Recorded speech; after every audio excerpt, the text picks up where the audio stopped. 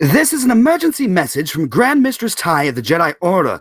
I would like to remind all of you that attachment leads to jealousy. Jealousy leads to anger. Anger leads to hate. And hate, everyone, leads to an updated privacy policy. If you could all look through it really quickly and just agree to it, there's a new updated Jedi code. Hello and welcome to Encounter Roleplay. Today, we are playing Episode 4 of Rise of the Dark Side. Let's go around the cast and crew, figure out who we're playing so we can get into it. It's that time of the week again. Ladies and gentlemen, I will pass you off to Grant. Grant, who are you? Who are you playing? Come on, Strider. It's about to get scandalous in here, because I'm the Republic's version of Shakespeare. If you think that is a bit buccaneer, just remember I'm the original puppeteer. Because we're 6 vicious Wookiees stealing all the Ewok cookies, teaching all the Twi'lek rookies. We owe money to every bookie. Our game is pure pizzazz. Our brains will never crack. When we need to hit, we roll attack. Our YT's a Cadillac. So here on Encounter Roleplay, chat, please don't play or hate. You know these rhymes are really great because we're enemies of the Imperial State. Bam! Playing Giovanni, you know that's the way I roll. And that was my rap written in 2 minutes, so jolly good. Really good. I thought you were just using, like, keywords, plugging them in, like, at first, but then you actually rhymed with pizzazz, so not bad. I'm impressed. That is all you need to know about Grant and his character Giovanni. They're one and the same, I'm pretty sure. That's it. On to the character who is the epitome of seriousness and would never rap. Kayla, tell us about Spore. Spore is a cat-like droid covered in mushrooms, and he hates the children that he has to take care of. But secretly, he probably loves them, but, you know, he's not a fan of doing all this nonsense. Not a fan on the outside, anyway. Mm-hmm.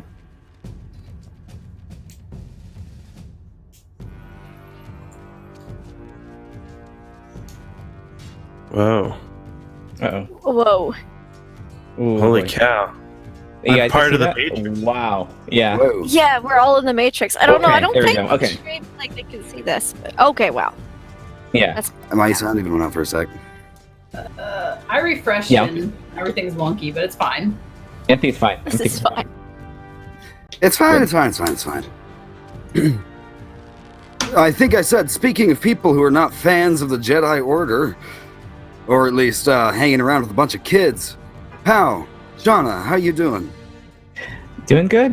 Sean playing Pow, Zabrak soldier. She's just slightly scary, child soldier type. That's actually secretly enjoying, the danger that's happening at this moment. So we'll see. Danger close. Mm-hmm. Excited by rockets flying at you. There's one person who's always excited, no matter how many rockets there are. Lindy, I'm not gonna let Ezla lick one of the rockets, but how are you doing? What? No! What's wrong with you? I imagine they taste red hot, like cinnamon or something. I don't know. But yeah, I'm Lindy. I'm gonna be playing as LaCour, the snarky, sassy Miraluka, who who does everything she's not supposed to do, or the exact opposite of what she's told, but secretly really enjoys Robot Mom, but she'll never admit it, but she really likes it. And the rest of her teammates too. The party has been brought together. Instead of disliking each other, now it's just a secret that they kind of tolerate each other. That is progress. Well, cool. Before we get too far into it, I'll remind you guys we're sponsored by Fantasy Grounds, our virtual tabletop of choice. That is where we are rolling our dice tonight. And you can try Fantasy Grounds for free at fantasygrounds.com. Finally, you can get all of your miniatures from Wayland Games. Go to waylandgames.co.uk. Get yourself a huge range at D&D, Warhammer, 40K, Star Wars, whatever you want. Miniatures. 20% off. Finally, that is not a glitch on your screen, sadly. We are getting donations. The players have been getting donations. There are so many crits rolling around. Oh my goodness. What was that last donation for that just popped up? I missed This is an it. interactive game, and you can donate to interact. We have already got one. Grant, are you going to be on donation watch tonight? I'm going to be on donation watch, and I think if Kiana's in chat, she can help us up. If you just donated and you are in chat, let us know. Let us know what that donation was for. I'm going to make sure you get yours. We're not going to let it slip Grant. by. We're watching. It's just going to take a sec. If you haven't followed yet, hit the follow button and join us, because when we hit our next follower goal, which was only a couple people away, I believe, you guys get to make a viewer decision. Same goes for retweets. When you hit 20 retweets on this tweet here, which I will provide in chat, we have another viewer decision. And of course, we have been giving our players way too many critical successes. They can choose to use those at times to succeed. They just get to decide to succeed. So you can help us out, or help me out anyway, by giving them wild magic surges, crazy anything can happen, giving them natural ones. That'll certainly counteract those nat 20s. Oh my we goodness. have our donation. It was from Big Pig 50,000. Yeah, it's our friend 5,000. Steven. Yes. Well, that looks Steven. like 50,000. Yes, it's Steven, and Steven gave us a crit to Grant, Lindy, and Strider. No, I got another crit. Thanks there, soldier boy. Elijah appreciates it. Dwylijah. I ship it. I'm contractually obligated to say I don't ship it. Anyway, this isn't Dwylijah. This is Star Wars. We are at 15 retweets. Let's get 5 more of those out there. Let's get those crits ready. Let's bring in some of those fails. These kids have it a little too easy.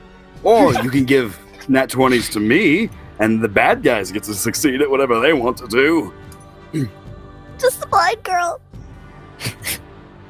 I think it's perfect. We have like 20 billion successes right now, and those are little blue. That represents the light side. And there's only 2. Only 2 members of the dark side. Ones. Let us get into this. I will remind the cast and our audience how last session ended. Exploring They're all given a medals. field. They're all given medals except for Chewbacca. They were exploring a field. The field was not supposed to have anything on it whatsoever. It's totally benign. I'm sure there's nothing there. Just go there and tell me that there's nothing there. Got a sword and a They got blaster, and out. Giovanna found a lightsaber. There are weapons from all different ages. Rusty blades falling apart, new blasters, old-fashioned lightsabers, all strewn around underneath the grass. How? The Zabrak soldier was able to identify an invisible ship floating overhead, and when everyone, their attention was pulled to the ship, it uncloaked and launched rockets at the party. You guys see wavering of air, like heat waves in the desert, like a mirage, and 2 flashes of bright light as rockets come speeding towards your current location. What do you guys do? Well, I'm piggybacked on Robot Mom. I scream and run. I'll scream too. Ah! just start running. Pow, you Also, never we have a scream wrong. donation. A wild magic surge to Ezla from Scraticus. Oh. Thank you, Scrat. Thanks, Scrat. Let's see what this does. Sports right now. 2691. 2-6-9-1. Let me know when you get that up and what you know 2691 is. Until then, Pow, what are you doing? I'm just Pau just yells, just get down, and just kind of like she'll run a little bit and then just kind of dive away from where the rest of them are. Just so if they explode, it won't take us all out. Giovanna, are you still on your feet? Are you running? Are you diving? What are you doing? So the rockets are coming right towards me. General area. The little circle you All guys right. are all standing in. All right. I'm running essentially towards the vessel as fast as I can. Hopefully I can, diagonally towards it. So hopefully I am out of the rocket's path, but I'm closer to the vessel. Because if I just run away, they might just gun me down. I might as well try to stay under it or something. I want everyone to make me some kind of check that's related to running. You can do a fortitude save. You can do... you guys tell me if there's anything else you want to roll. Dexterity. Yeah, I'm on Dexterity! Robot Mom's Dex back. check. Well, I don't know about I'll let fortitude. I might think a reflex save. Yeah. Yeah, that'd I'll be let you fine. guys roll reflex. Fortitude for just hoofing it. Reflex for trying to, like, dive and get out of the way. Yeah. I'm piggybacked. What do you want me to roll? Fortitude to hold on? I'm doing That's why you fortitude. don't gotta roll nothing. Oh, cool. I'm piggybacking. I'm going to use my luck to re-roll Oh. that, You Oh, good. actually and my used luck is 20. gone. All right, Yeah. 22. Nice. All right. Yeah, we Your all. luck is gone. Well, if you're sure about that, I thought I was gone. Okay. Hao and Giovanni are more clear of the blast than the other two. Or the other, Ezla and Spore. The rockets do not seem to be aimed at any particular individual, just at the area around you, the ground itself. The rockets, two of them, collide with the ground with tremendous explosions. Dirt is thrown up into the air, 100 feet high. Dust, quickly. Debris, dirt, obscures your vision. Spore and Ezla, you can't see Giovanni and Pao anymore. Pao and Giovanni, you can see each other, but not the other two members of your group. As you keep running, the ground underneath wavers and starts to give way. It starts to collapse. And almost as quick as these rockets came out of nowhere, you find yourselves descending into darkness. Pitch black underground as the light overhead fades further and further away. What was Ezla's wild magic surge? Is it something that can get her out of this?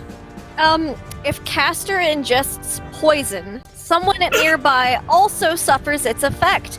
So, when I lick things, if there's an adverse effect, someone else is gonna feel it too. Oh, that's perfect. Alcohol's Perfect for poison. Ezla. It's true. Oh, that's super Ezla good. has found herself, vomiting because of licking things before, so Yeah, I couldn't think of a better person to give that to. I know. It's just gonna be contagious. That's the Let's worst. see. Who's next to her? Oh, the droid dad's always next to her. Yeah, the worst. Giovanni and Pao, you guys are going to be odd numbers. Ezla and Spore, you two will be even numbers. We'll see who we're going to start off with. A 9 is odd numbers. Giovanni and Pao, you fall for a few good seconds. You're not at terminal velocity by any means, but falling for a few seconds means there's quite a bit of distance between you and the surface. In fact, rockets couldn't make this deep of a hole in the ground. You were obviously standing on top of this crevice. You hit the ground with a thud. Not a thud, more of a squelch. The ground is liquidy and underneath you as your feet land. There's still dust, dirt, chunks of rock rain down on top of you. And for a moment, you two lose sight of each other as well. Almost as quickly as it all started, it's all over. The dust kind of fades. Do either of you have a source of light or the ability to see in the dark? My lightsaber's turned on. Yeah, I can see in the dark. I'm dark vision. I think I have low light vision. Or low light vision, yeah. Let me just double check. You guys have vision? You can see around you rather well, you two. Eyes. The entire tunnel, it seems you're in, is bathed in emerald light, Oh no. being emitted from Giovanni's lightsaber. That is exactly where you are. There's tunnels around you. You're in thick, thick mud that's squelched. Thank goodness you've been able to avoid any broken limbs. As you sink down 12, 13, 14 inches and stop.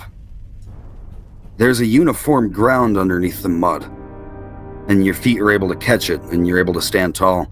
The walls here, the ceiling, all of it's made out of mud. Not too structurally sound, it seems, as the hole that you fell into has already kind of collapsed, and there's no more source of daylight coming down here. The tunnel actually does stretch in multiple directions, though. Forwards, backwards, behind you, to the left, to the right. It's like a spider web. Gio, you What okay? did you do? I'm fine. I think you should take this. And I power down the lightsaber and I hand it to her. Do you have anything to protect yourself? Blaster? I pull out my blaster pistol. Okay. And then Pow just kind of like goes through. Can you ring up it? Can you hail them at all? Can you find out if they're okay? The other three. I call out, "Are you okay, other three?" And I'm like, The comm link. You get no response. okay. I'm just thinking how. Comm link. I pull out a comm link. 3PO, come in. No, sorry, I've always wanted to do that. Hello, this is Giovanni. Are you guys okay? Come in. Are you okay? You get a he's little rolling bit of secret- static. You get a little bit of static back. It seems in rhythm with spoken words. Someone's replying to you, but you can't understand a thing they're saying. It's just noise. It's being garbled.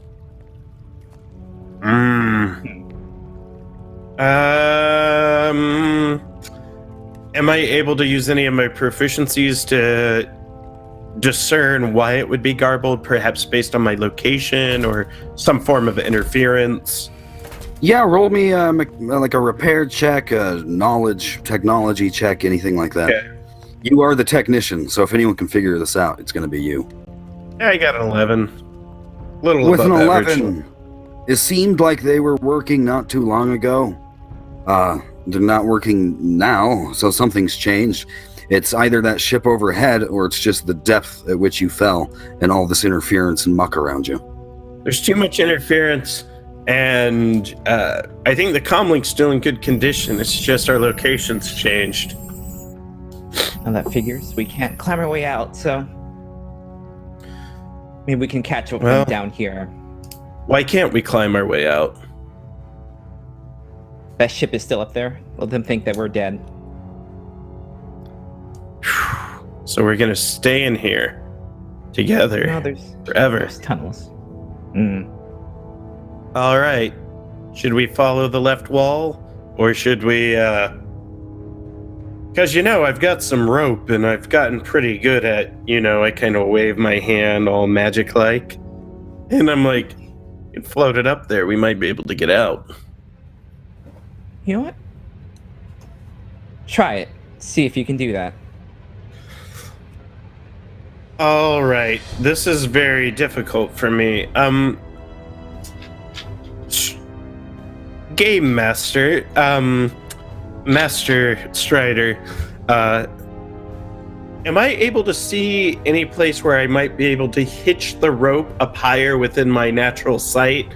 Because I might be able to use the force and attempt to manipulate the rope to tie a knot. Roll me a spot check. Okay. Spot check. You look up towards the ceiling to try to find some kind of vantage point and crack, rock, anything. It's not just drippy mud. With a 6, you are too distracted to find something. You see no such vantage point because you see undulation. Not the entire ceiling about to collapse. It's isolated. About a foot wide in each direction. A small circle is undulating mud. Both of you will be able to hear a whirring noise as if a droid is nearby. My guess is they're probing the area trying to find us, and their intentions are to take us captive. With that said, perhaps you lead the way, and I'll cover your 6. I draw my blaster pistol, and I'll cover you. All right. I kind of like wince and kind of like ignite the lightsaber, and we'll try and find them down here. We're lucky. There are ways to run and mud to hide in. Or anything else you can come up with if you want to stand and wait to see what happens. It's up to you. I just need to know what you guys decide to do. Oh, is there a tunnel, or is this just a hole?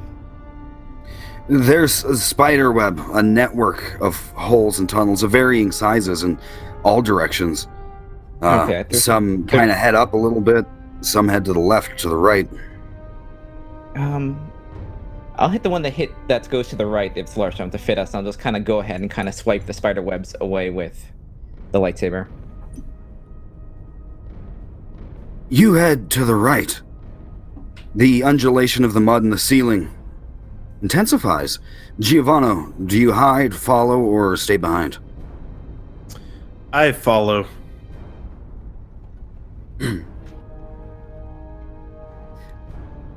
There's a corner. You round it quickly. As you step around, you hear the whirring intensify. The ceiling breaks, at least in that little circle. There is a droid. You can spy it just for a moment. There's a big black sphere, about a foot wide. It lowers itself into the room, and a red light appears at the top of the sphere. It makes a big fan and quickly rotates, scanning the entire room. You two are nowhere to be seen, being around the corner. The red light disappears off the top of the droid, and the ball starts floating and starts moving through the tunnels. I am going to roll a d4 for which direction it's moving in. You guys went to the right. I'm going to say that's a 3. The ball starts moving at a 3 towards you.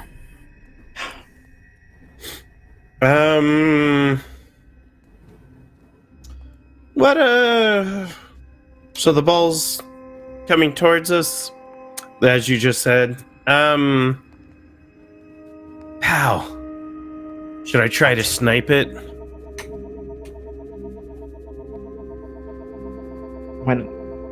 Yeah, give it a try. Just do it. I'll get ready. All right. I'll lunge after it if it's still up. You can take more shots with it. All right. So I'm going to attempt to bullseye it. And I'd like to do... I have my precise attack ability, which I'll check my rule book. Do you happen to know it offhand? It's one of those deedly-dee moves. So as I check my scoundrel... It's a deedly-dee move. It's one of those deedly-dee say moves. Precise. So Precise shot? every round I can add my precise bonus to either the attack roll or damage roll using dexterity-based attack. So, and my current attack is a plus. I believe no, I don't think I actually have precise attack yet. No, I do. It's in my starting feats. We are going to need a ranged attack check one way or the other. Yeah, I'm going to use my nat 20. Well, then it doesn't matter much anyway. There we go. But I can add the bonus to the damage.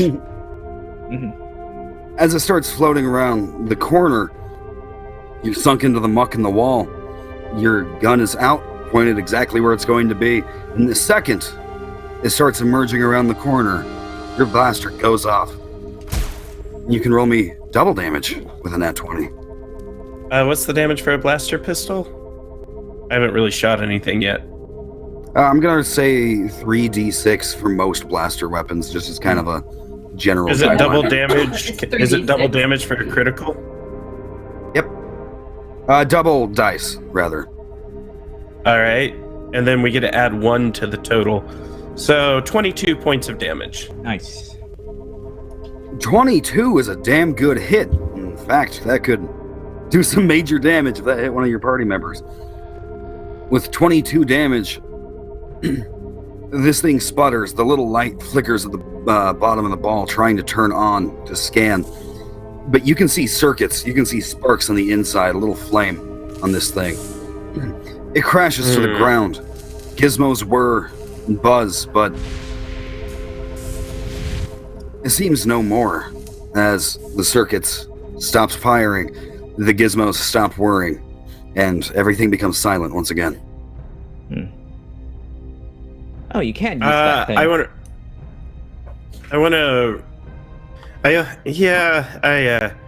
I just never had much use for them, and I kind of spin around once, holster it, and walk up, and I want to examine to see if I can discern the type of droid that I just zapped. Hey, this is gonna be good. Roll me some kind of knowledge check, please. That's my best check. So my knowledge about these droids, I get a +6. 25. You roll a 25. You've seen these things before, and it has some modifications. This is obviously homemade. It is not bought at some kind of store. It is a surveillance droid. Looking inside to see what it does, it has no weapons, has absolutely no armor plating, no way of defending itself at all. It has this little scanner on bottom. With a 25, you know that the scanner is for identifying targets, but with no weapons, why would it need to identify targets? It must be uploading the targeting data to somewhere else. You see to the left, as you examine this thing, there's light in the room you came from. It bored through the ground, a big hole, 1 foot in diameter. And the light flashes a couple times and goes out as something else enters that hole. You hear no whirring this time. In fact, it's just complete and utter silence like always. And we're going to hop over to the other 2 members of our group. Esla and Spore. Yeah. Spore, you were falling behind. The ground gave out underfoot. Esla was slowing you down, clinging to your back like a koala. Spore was just screaming and flailing his arms like a wacky waving inflatable tube man. Wacky waving inflatable arm flailing tube man. You have a similar experience. The light overhead begins to go further and further away from your vision until the muck, the mud, the goo all around you overhead. You land, you squelch. Huge rocks are falling around you, though. Chunks of earth. You hit the ground. Esla falls off you, lands in the muck next to you. The ground here is hard. If you were not a robot, that definitely would have been bad. Esla has her fall kind of cushioned. You take the brunt of the damage. You land in globs of mud, but also thick, hard chunks of earth come crashing in all around you. Do I see Eventually, any... all goes dark. Okay. Esla, use me a C-Force check. Okay. I probably don't even notice it's dark. I'm like, oh, whatever. I never see light anyway. Oh. Okay. C-Force. Okay.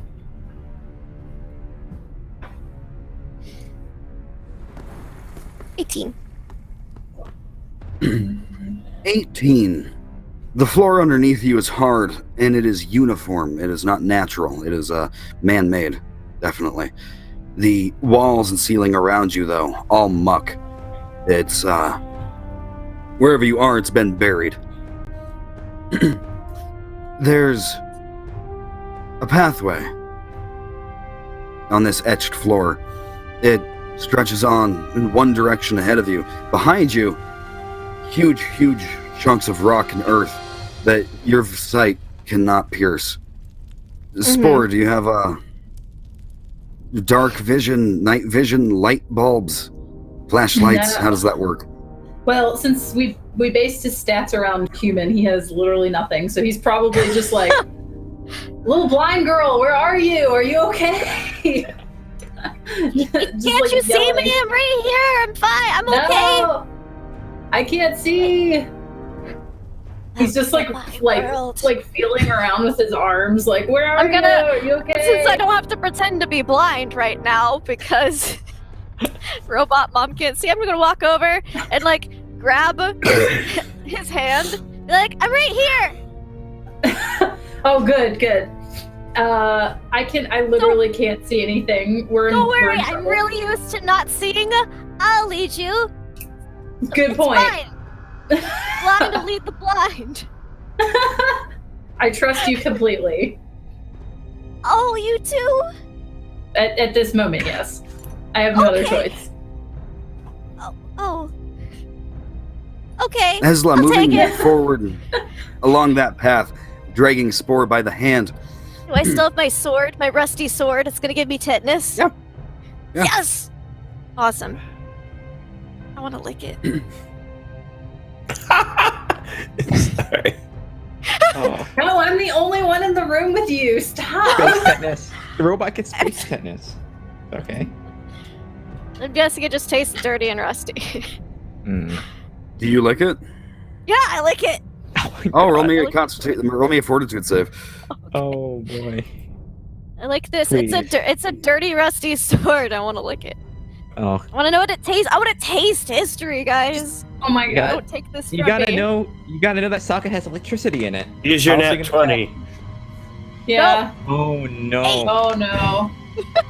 Rolling a Congratulations, 5 Spore. on the die, you get a +3. What is Spore's fortitude bonus? Nothing. Like literally nothing. That's why she kept passing out. Normally, you would roll your own fortitude save, but thanks to that wild magic surge, we're gonna count that as a 5. Ah! I'm very unhappy. Ezla, it's pretty gross. Ugh. It tastes like a mix between way too sweet burned popcorn and charred Oh. human hair. Oh. Disgusting. Not actually even what you would imagine from a rusty blade. There's something special about this, at least in taste. Identify what the special Spore, something you're- is. Spore. No. Spore, you're kind of nauseous. There's He's like, I've there's never a felt pain. this before. There's a physical pain in your chassis. He's just like, what is this? What have you? What? I didn't know you could do these things. What is this? Do what? Is this? What's I what? believe in magic. I didn't he's lick just the what did you sword. do? I've got your hand in one hand and the other one, like holding the sword like a lollipop in the other, and I'm like, I didn't lick the sword. Spore grabs the sword out of her hand. Can't see it. Can't see it. He tries to. He just like holding her hand with one hand and grabbing with the other. You flail for a bit. The ground shakes. Some of the mud settles. It seems there's something else still happening. Unbeknownst to you, robots boring in through the mud. After Keep going. Giovanni and Pao. I don't think we have time. The thing's gonna cave in. Let's keep going. The muck kind of caves in a little bit in front of you, leaving only a little area that you can crawl through, but neither of you, not even Ezla, could stand up quite straight. Oh, okay, I'm really short. But it's smaller than 4'6". Like, there's a really low-hanging passageway we're gonna have to crawl through. Do you want me to crawl through first so you can hold on to my ankle or something? I'll go first. If it's just a pathway, I should be fine. It doesn't matter if I can't see. Okay. Selflessly, Spore decides to go first, crawling through the muck. Spore, you see light, quite literally at the end of this little tunnel. Yay! I can see. So I go. Well, there's scramble like towards whatever it is, light up ahead or something. I don't know what y'all used to see. Yeah, Spore scrambles as fast as he can go. Eventually, the tunnel starts compressing tighter and tighter until it completely pulls away and there's no tunnel left at all. You're in a big, empty cavern. This is a little more solid. That's why this didn't cave in. There's cracks up above. You can see fronds of grass about 60, 70 feet overhead. But just little cracks. It's still pretty dark in here. You can see you're standing on stone. It's like a walkway. It's literally carved and laid here. Ezla starts catching up. Spore, looking around, you see all kinds of tunnels exit into this big room. It's like a hub. There's tunnels bigger and smaller than the ones you crawled through. To the left, to the right, above you, below you. But all of it seems to lead to one location. There's support pillars, load-bearing columns up ahead. There's stairs carved out of the stone, and there's big double doorways. It looks like the entrance to the Jedi Temple, but it is covered in dust, disrepair, and there's no sigils or writing anywhere on it that hasn't long since been worn away. I feel a breeze. There's enough light for me to see all that clearly. Yeah. Okay. Yeah. I explained to Ezla what's going on because I assume that she can't see any of it. Like, Just cool. in thorough detail, tell her everything. I listen like it's story time. And he's a little lost. He's not very good in a leadership position. He's just a caretaker. He's just like along for the ride. So he looks back at her and she's looking up at him. Like, what So do are we gonna do? open those doors? It sounds like they need to be opened. How about we go listen and see if something's like on that. the other side? Yeah, let's listen at the doors. Yeah. It sounds like I a wanna great. go- You're so smart. I know. Thank Roll me you. some checks. All right. Oh, I'm gonna take a 20 on that.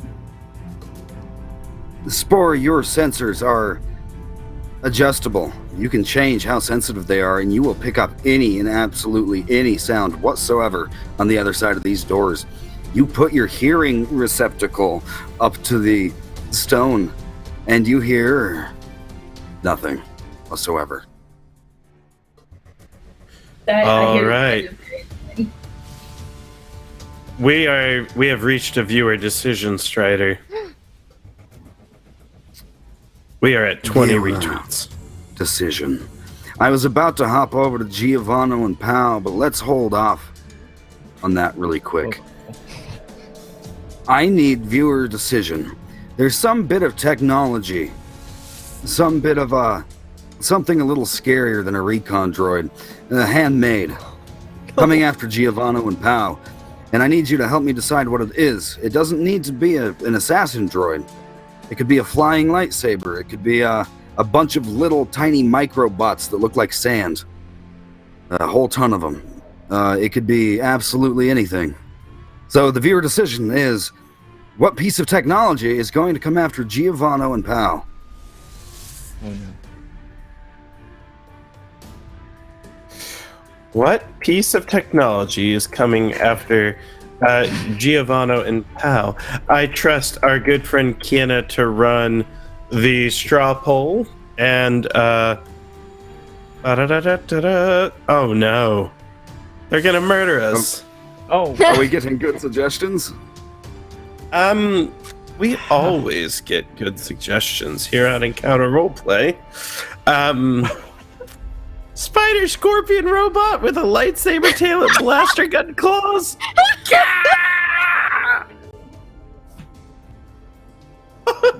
Sorry, You Star can't Trek stand against the equipment. might of my robo-scorpions. Starship Enterprise. Thank you, Will. The Well, bowl. I am never ever letting you Came at the use that board. starship. Will is always invited, okay? Let's continue.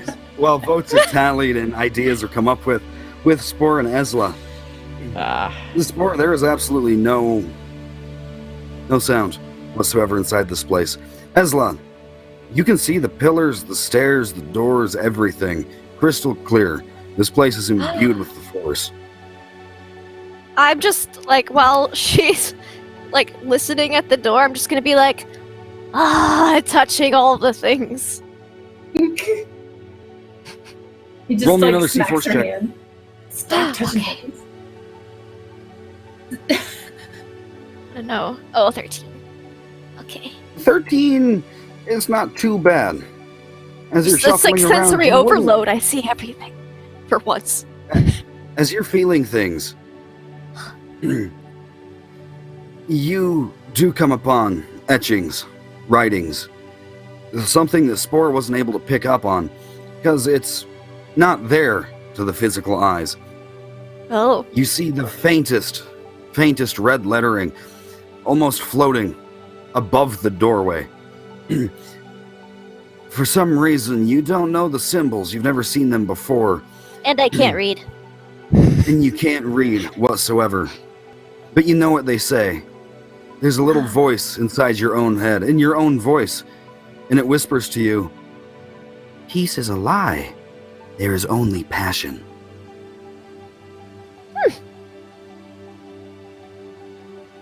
I think we should open these doors.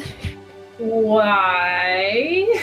Because if we're gonna maybe like Pow and Geo are behind there, or if they find the central chamber that you described in perfect detail, then they'll be like, well, this is obviously where Ezla and Spore would go, but we'll leave like the door cracked open for them. Fine. So Spore like grabs the door and tries to, I don't know, push or pull, whichever direction it goes in. You see I help. absolutely no handles, no hinges, no opening mechanisms. You push to no avail. Nothing happens. Ugh. Hmm. Is the red lettering still there? Yeah. I'm gonna try saying the words out loud and be like, maybe there's a password. And I put my fingers on my forehead like I do when I'm trying to see things sometimes, and I go, peace is a lie, there is only passion. What? Story. I don't know, I'm just seeing things. Hold on. Using my third eye. The little letters and symbols you see in your third eye, they start to move around and morph, and you can no longer understand them for a second. But then they stop, and they start reforming new words. Through passion, I gain strength. Through passion, I gain strength. What are you even talking Through about? strength, I gain power. Through strength, I gain power. He definitely never That doesn't memorized the Jedi That code. doesn't even make sense. Through power, I gain victory. Through power, I gain victory. Stop it. Who are My you talking chains. to? Through victory, my chains are broken. Open the door. Through victory, my chains are broken.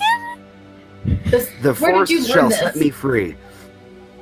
The force shall set me free. I don't know what this means. Me neither. This- Are you okay? it's just Did you hit your head yeah. a little too hard? No, sometimes I tell you guys. Sometimes I see things, and I was just seeing stuff in my head. my That's not voice. normal. Some of the Yes, it is letters for fade me. away once you finish. The force shall set me free. It starts to falter in your vision Oh, until the only thing you see left is the force. And just like that, you know how to open this door. I do. How do I open the door?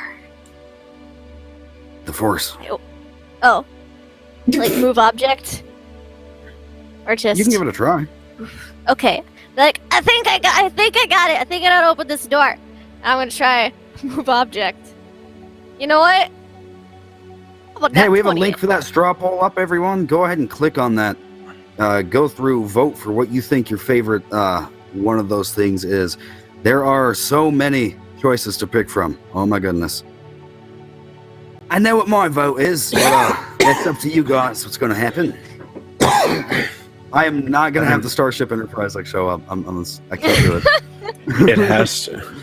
It has This tiny to. tunnel. Please vote Starship Enterprise. Thank you. Enterprise D, please. What the? Oh no. Ezla, did you roll me a move force, move object I'm check? critting it. I want to open this door. Yeah. Ezla, stick your little tiny stubby fingers out, Spore. And as she does, you can see an iridescent glow around the door. It's not bioluminescent like the fungus you know, but it doesn't seem to be coming from any LED. It's just manifesting in the air. It's glowing red. She sticks her hands out. She squints. She's doing something. And as quickly as the red appeared, it slowly fades away. The door does not move. We should check that. We should get that checked later. Can I measure the midichlorian level to see if it has changed? Metachlorians do not change, and hers hasn't. But I've been paying those guys for all those midichlorian supplements. They haven't changed? Hey, that was some wacky stuff happening. You never know. Oh, no, I want you to check. That's important. At age 12, she's been impregnated by the Force. Oh, no. Your move force check did seem to have some kind of reaction with the door. It was able to understand what you were doing, but that wasn't enough oomph for the door. Don't think I hold the sword, and I try again. Are there any other skills you want to use besides move object? That's a good question. Since I realize it's the Force, I'm gonna try telepathy. I'm gonna try talking to the door. Hey door, can you please open sesame, please? Oh, no. So Strider, Can you in please? chat, I placed the result of the viewer decision. Yes. Is it the Borg? Okay. It's always the Borg. Yes! That is certainly a thing. Chat, I will let you know as soon as we get it. Actually, as I'll tell you, your telepathy doesn't seem to work and the door doesn't talk back to you. Well, I tried being nice. Door. Doors can't Like talk, that you know that, right? Melon. Well, there's voice activated stuff. Maybe it was Force voice activated. I don't know. I'm just trying things. I think the door Really want to get this is door not. open. That's not happening. We need to go somewhere else. These two discuss how to open the door and which force abilities it wants, because obviously moving object is not the answer. But no. we are going to hop over to our other There's little group. We're not so little. I don't have a picture loaded up for the viewer decision, of course, in Fantasy Grounds. I don't know if posting it into our little group chat would help someone post that up there. The hole goes dark, fluctuating, actually. Things are falling down, clattering, bits of metal hitting each other. And you see a pile of mouse droids Pile? A pile. hitting the ground. Chung, chung, chung, chung, chung, chung, chung. Some of them just squelch and sink into the mud. The other ones start piling up on top of each other. Their little wheels are going as fast as they can. Some of them get a little traction and fall off, thunk into the mud. But they don't stop. And there's just more and more mouse droids pouring in here. And the ones that can get off the pile and actually get some traction in the mud, I'll start pouring towards you, too. Mouse droids are, as you know, are... I don't even know what they're for. Message delivery or quick repairs around the ship or something. They're no bigger than your hand. They're a minor nuisance at best, most times. Well, if we could collect all these mouse droids, we could harvest their parts and build the Mega Mouse droid. Mhm. Or use them as roller skates. Wonder why they're here. As the little rectangular boxes squeak and beep, kind of scoot towards you, do you do anything? Or do you let them approach? I think I'm going to let them approach. Let them approach. I mean, they're mouse droids. Look at them. There They're is so cute. one We underestimated them. Giovanna. There's one Giovanna that's kind of getting through the mud. It's able to get over towards you a little bit, while the others are still trying to get up Determined. traction. As It's a little mouse pulls droid that up, could. as it pulls up next to you, I'll have you roll a reflex saving throw for me. All right, I'll do that. I'm going to use a nat 20 because I have them. So a As- 24. On the nat 20, you see a little red light go off on top and start blinking. With your 24, you'll take 12 damage as the mouse droid explodes. Oh, what? You dive towards Pow, flames licking past you as it fills this entire muddy tunnel up with fire. And I shrapnel. start crying openly. That hurts. Oh my god! I was just startled. It just sees this little mouse and just. Now you know what it feels to get thrown through a wall. Oh my god! Yeah, I forgot Eslis went through. I'm fine. Giovanna, I'm the just- mud slops, the ground shakes, the tunnels around you, at least between this room and the one with all the mouse droids, collapses because of the force of the explosion. You see Man. how Giovanna's thrown to the ground. You're able to stay on your feet and avoid the most of the fire. Looking up, you will, however, notice little undulating circle in the ceiling, about a foot wide in diameter. Mm-hmm. How far The is it whir of a away from droid as it starts boring closer to you. It's directly overhead. I'm not gonna mess around with this lightsaber. I'm gonna just drop it and take out my rifle and shoot at it. Roll me a ranged attack check. I'll crit it. You know, I don't want to get.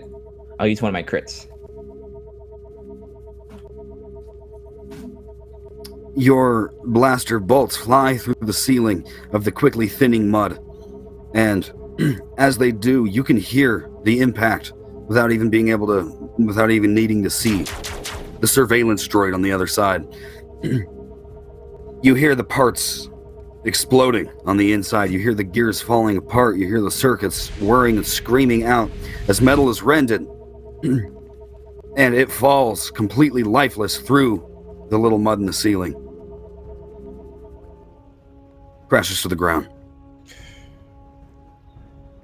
There's another tunnel we can go down, right? Past it. So it Yeah, collapses. this tunnel continues. Yeah. I look at G. You know what? I'm not gonna even waste time. We have to get out of here. I'm just gonna grab him by the jacket. It's we need to go now. They know where we are. I can go. And I pull myself together, take a deep breath. To be fair, if I didn't make that save, I'd be dead right now. That's important to note about my character. So, Yeah. I get up and I follow. I'll follow you, pal. I'll follow you to the bitter end. Cry sure like you Princess two- Buttercup. We'll never Oh make my it. god. We know the secrets of the droid tunnels. We've been living here comfortably for quite some time. Your wording here is going to be kind of important. You two leave the tunnel. Yeah. I think we're gonna go the other way, right? Do we want to leave the tunnel, or we want to find a safer place to hide in the tunnel? A place free of droids and persecution? Yeah. Try to find one of the other tunnels that were. There were multiple other tunnels where we fell, right? Go down one of those, I think. Yeah. You hurry out of this tunnel, Giovanna being face down in the mud. You didn't see Pow drop the lightsaber. Pow. Pal, You drop don't the need that lightsaber? stupid weapon. I'm pretty sure. That's what I heard Yeah, anyway. drop it. Well, we Yeah, need the drop it. lightsaber because we've been using it as a light to guide us. So I ask Pal before we leave, where's the lightsaber? Back where we came from. Do you want me to go back and get it? You're only 5 or 6 feet down the hall, Giovanna, down this little tunnel.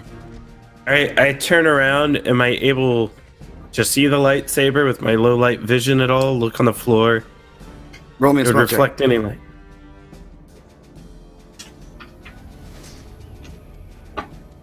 18. 18. It is almost entirely submerged. You see a little bit of rusted metal sticking up out of the mud. You can dive forward and grab it, pick it up, stand up. And as you do, with an 18, you can also spy from the tunnel that collapsed earlier, leaving all those mouse droids in there. You can see the mud here almost start to bubble as the whirring of little wheels alerts you to the presence of the mouse droids, who have not given up yet. They are still very determined. All right, I'm going to, rather than dive on it, I'm going to use move object. Nat 20, 26, to bring the lightsaber to me like a Jedi would. And I'm going to turn it on, and I'm going to say, all right, let's get out of here. Womp, womp. And I'm going to start deliberately making moves back down the corridor away from the mouse droids. Deliberately making sound effects with his mouth, even though the lightsaber makes its own sound effects. Yeah, Wow, wow, wow. half the fun. Wow. All right, you have it? Yeah, I have it. It's ignited green flame. No, green blade ablaze. Good, we can go. Let's As go. you back up out of this tunnel, it does give way to a slightly roomier tunnel. There are cracks in the ceiling overhead. Not enough to see well, not enough to totally illuminate this place. But you can see waving fronds of grass casting shadows down here. And you can hear the whir of the ship overhead. Still floating, still waiting. There are other tunnels in and out of here, some back the way you came, some further down. You hear high-pitched squeaking, little tiny beeps. Well, I think we need to set a trap for those guys, but I don't know what we can do. Well, you see they have tiny wheels. Why don't we put rocks in front of it? And then we You're just so wise, pal. Practical. Unless, Look well, around to give see us if there's some any time. debris. Well, give us time Or we unless can one try- explodes again. Oh no. Terrified we'll of them.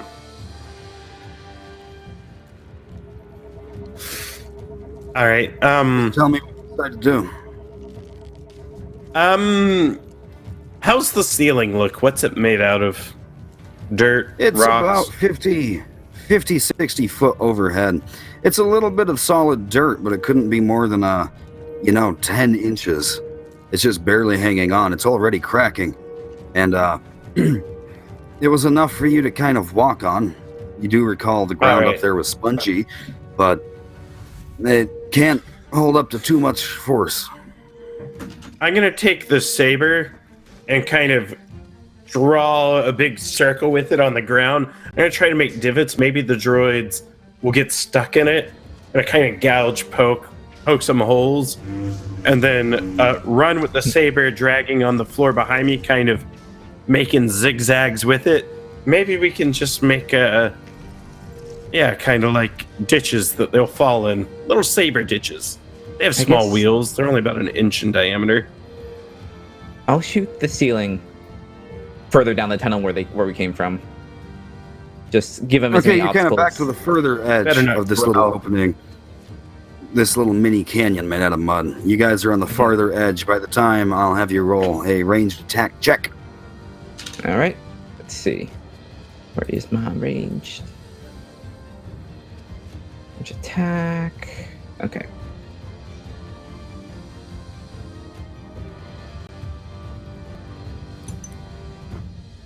All right. 13. 13. You can hit the ceiling, because what else are you going to hit? Geo. Chunks of earth start to crumble. It takes a few shots. The stones and rocks start collapsing. Structural integrity of this place is very, very suspect.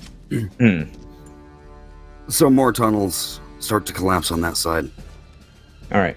I'm going to roll to see how well the mouse droid operator is doing.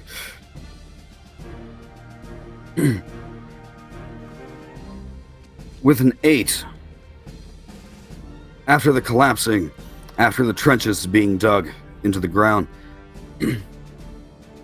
eventually a handful are going to make their way through the muck, squeezing out between rocks that have collapsed. Some of them are missing a wheel, have compromised chassis. Some of them just don't even move. In fact, you may feel the ground shake with another explosion or two. But as these start flooding out of the mud and entering this big empty room with you two in it, they pause, waiting for a moment. And the few that are able to make it through split up in every direction and scatter, going down the tunnels, fervently, desperately trying to find you. The mouse droids going right underfoot, in between your legs. And as long as you move and don't let them bump into you, none of them explode.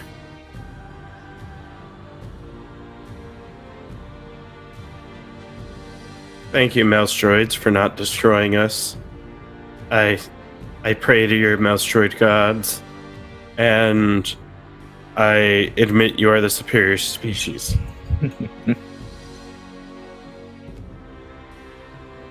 Through the hole that's been made in the ceiling, a third black sphere drops down. It lowers itself into the room, floating about 10 feet overhead, activating its target acquisition scanner. You can react, both of you, somehow, before it gets a chance to do anything. Yeah, I'm gonna blast it. bullseye.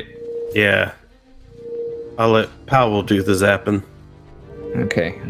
2, 5. Take a range shot. Poof. Okay. 23 is certainly enough to hit it, I think. Is that 3d6 or 3d8 damage you do with that 3d8. rifle? Yep, 3d8, and I'll roll that. Ooh.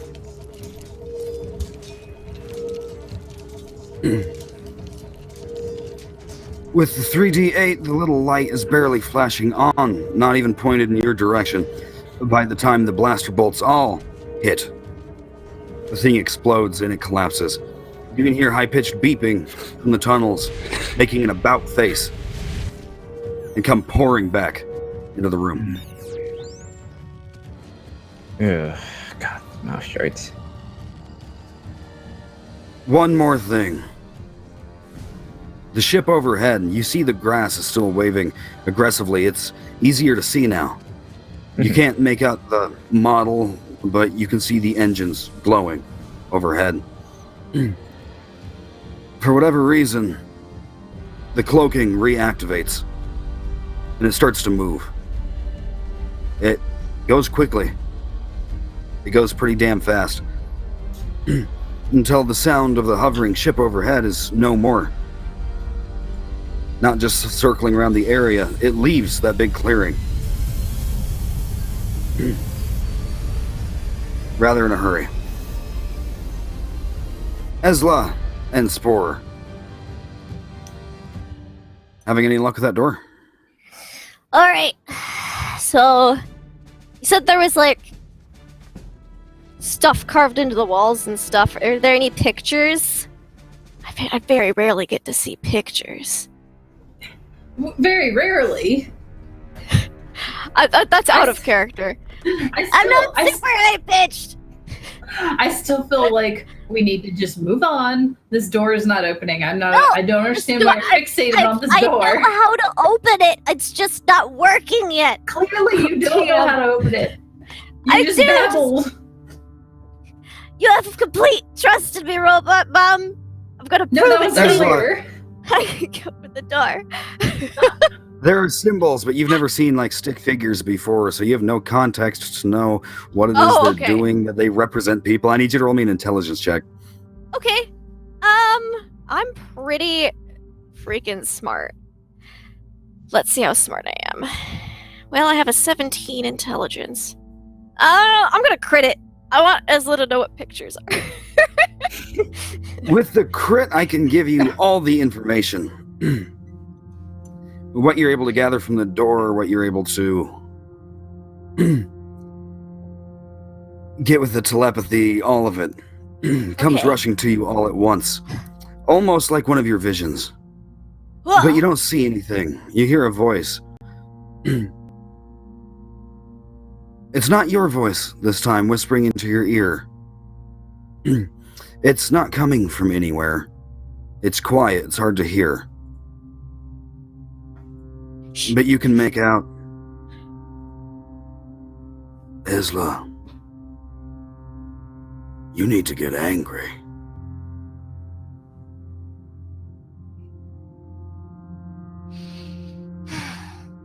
I'm pretty frustrated that the stupid door won't open and it's making me look not cool in front of Robot Mom.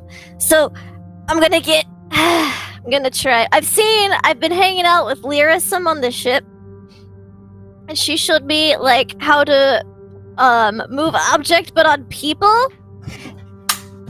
So I'm gonna try to force script the doors and just open them up because I'm very frustrated at them. Roll me a force grip check. I really want this door open. I think I'm gonna crit that too. Nice. Yes. Anger.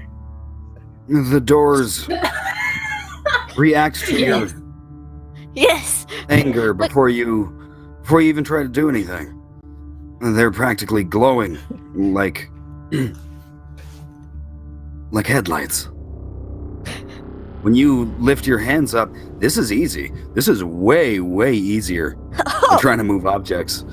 This comes naturally. And the doors go flying open. That's your response. See, I opened the door! A little bit of dust falls from the inside of the place as the glow that was just manifesting itself in midair disappears. You see more columns keeping it from collapsing. You see wood, ancient tables and chairs, but they are broken, they're in disrepair, time is eating them away. And hallways that stretch in all directions, leading into the darkness. So this place looks like a Jedi temple. It does. Roll me a will save. Oh, okay. Ah. I don't want to crit this one because I wanted this to be fun. Yes. If I cry for my third eye again, it's nothing new. Alright, this is a good save, though. Say that now, I've jinxed it. Come on. 17! Ooh. 17. You want to go in there. Not even the childlike sense of exploration pushing you forward. You've shown your serious side every now and then, at least to special people, maybe not to this group, but You're probably not to this group yet. it's that voice in your head. The one that was forced to be an adult a little bit too early. It wants to go in there. It's important for you to go in there. Ezla is just gonna go, like, completely straight-faced then, for probably, like, the first time that Spore is seen. Be like, Spore, really want to go in there. Feel like it's really important. Fine, and he picks her up and puts her on his back, and they go in. You were able to find no electronic means of data storage like the Jedi Temples use. Their bookshelves don't have little lights. They don't have little hard drives or holocrons in them. There's books written with ink on parchment. What are those? They're called books. You probably can't read them because you can't see. I can't read. Well, fine. I go and look. I just eyeball one and take it off the shelf to look at it. I grab one too. And I open Okay. it up, and it makes no sense. Ezla, you don't see anything. You're holding on to a flap of paper. Yep. With a nat 1, the particular scroll you have, it's using a coordinate system you don't recognize, and it's telling you the location of some planet named Korriban. Oh, the one that I'm holding or that Ezla's holding? The one that you're holding. Oh, okay. I pocket it. I'm gonna take this. I oh, okay, and I roll up my piece of paper and stick it in my pocket. Like, I heard you put that away. I'm gonna put mine away too. Just like Mom. Yeah. I don't know. Do I notice any books of interest? Or everything looks pretty much the same, I guess? They're all handwritten, and there's no kind of Dewey Decimal System in place here. Looking at each one, it'll be talking about planets, it'll be talking about historical battles from a long time ago. It's all educational. Well, I look over my shoulder at Ezla and I'm like, can you use your force sense to sense anything in here? My third eye, my only eye, actually. I'm Yeah. blind. Yeah, I can try. Do I still feel like a pull to go deeper? Definitely. It's Okay. stronger the further in here you go. If you do want to sense something, either a C-Force or a far-seeing check. Yeah, does it feel like it's pulling in a specific direction? Because you said there was a bunch of hallways and such. Main hallway. Okay, There's and I'll little do rooms branch off to the left and right. a far seeing. I need you to give me a prompt, like a question. Give me a scenario. What's going to happen if?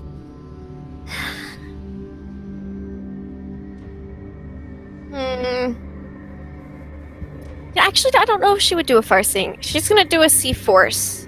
Just to kind of get a sense. Just to try to sense the area out, because she doesn't know what to ask further in. She just feels drawn there. So, she's gonna do a C-Force. 15? 15. Your vision stretches out. You can't see floors above or below you, but you can take a minute to breathe in, actually see what's around you. There's a staircase up ahead in that main hallway. About 2 steps down, you can't see any further.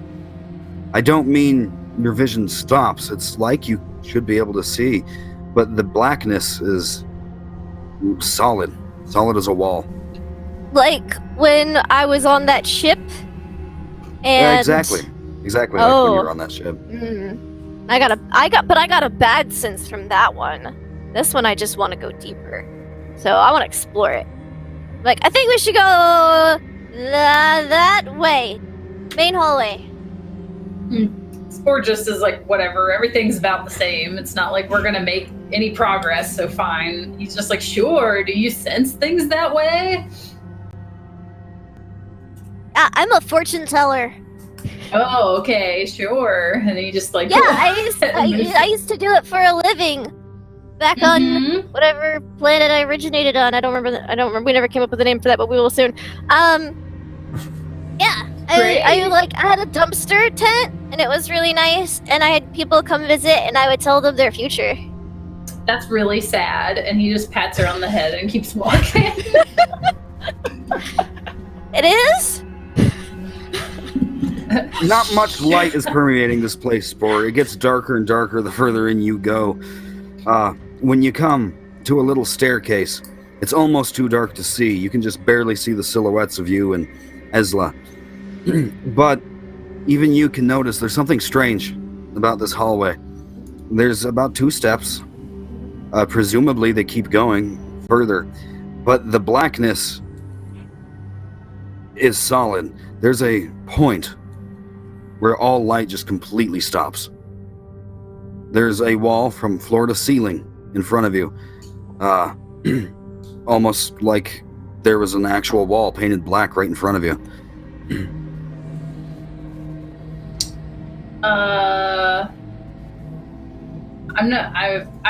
Spore's not scared of it. He's just like, whatever, and reaches out and I guess like tries to touch it. Like, what is that? You feel no resistance whatsoever.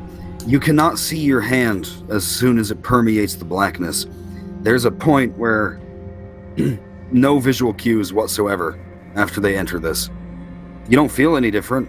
It's not like water, it's just sticking your hand out from you in the air. Well, science urges me to probe further, and he just steps into it. Sure, You have to hold my use your hand. sense of feel. Do I have to use... You both... You have to both use your sense of feel. Feeling each step Oh. as you go Well, down into the yeah, because darkness. I can't see at all. Certain places still I riding can't on see my back? well. Yeah, probably. Okay. You put me there, I wouldn't climb down yet. Because I How assume and you can Giovanna? see in this. Because I can't. Pow and Giovanni, there is squeaking coming from all kinds of tunnels, little high-pitched beeps. You can see why the mouse droids get their name.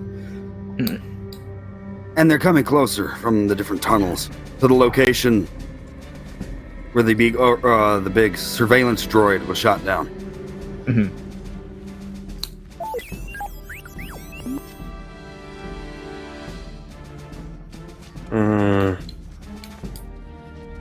What else do we see? Yeah. Roll me a spot check. You both can. All right, I'll roll this. I'll roll it. See what my spot is. 18. 2. 18's not bad. No. Ivano sees something.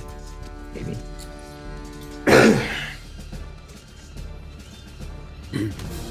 Giovanni, you see the tunnels branching off in all the directions that the squeaking's coming from. You see that the overhead ground, when there was explosions and when Pow shot it, about half of it's uncovered, half of it's still covered. There's a hard edge up there where the ground stops.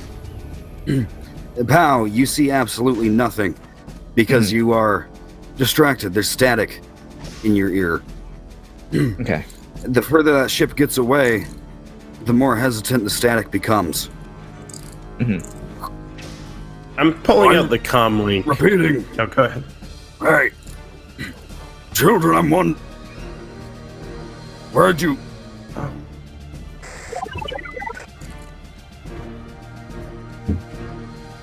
Come in. Come in. This is Giovanni. Come in. Oh, Giovanni, it's about. Been trying to call you for the last. Yeah, I'm on dial-up. You can't always get through. Dial up.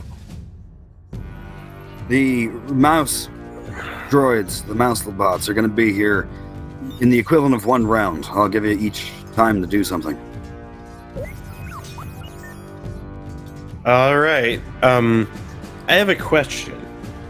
Yes. Can I use move object on myself with the force to start to float up? Kind of like You need meditation. the force flight feat. They thought of that. They're like, What about I'm if sure he the stood first on a time they- rock and then floated the rock? like Static Shock. Yeah. I'm pretty sure they thought of that like the first time they had beta testers playing this game. All right. I like my voice cracking there. All right. Oh, here we go, guys. Mm. I'll use my illicit barter to negotiate with the mouse droids. You can How both many roll me are an there? intelligence check really quick if you want. There's probably a dozen. Oh. Just reprogram them all. I'm gonna Wow, use you a can nat roll me a- 20, Never mind. and yeah, I'm gonna use a nat 20 and add 3, so it's 23. Using a nat 20 on an intelligence check, you realize exactly how this whole system worked. This guy shot at you, probably with intention to kill, honestly. When the ground collapsed, they were obviously surprised, so they sent down surveillance droids to try to find you and target you as enemies for their blind mouse droids. The mouse droids don't actually ever know where you are, they're just going to your last known location and exploding.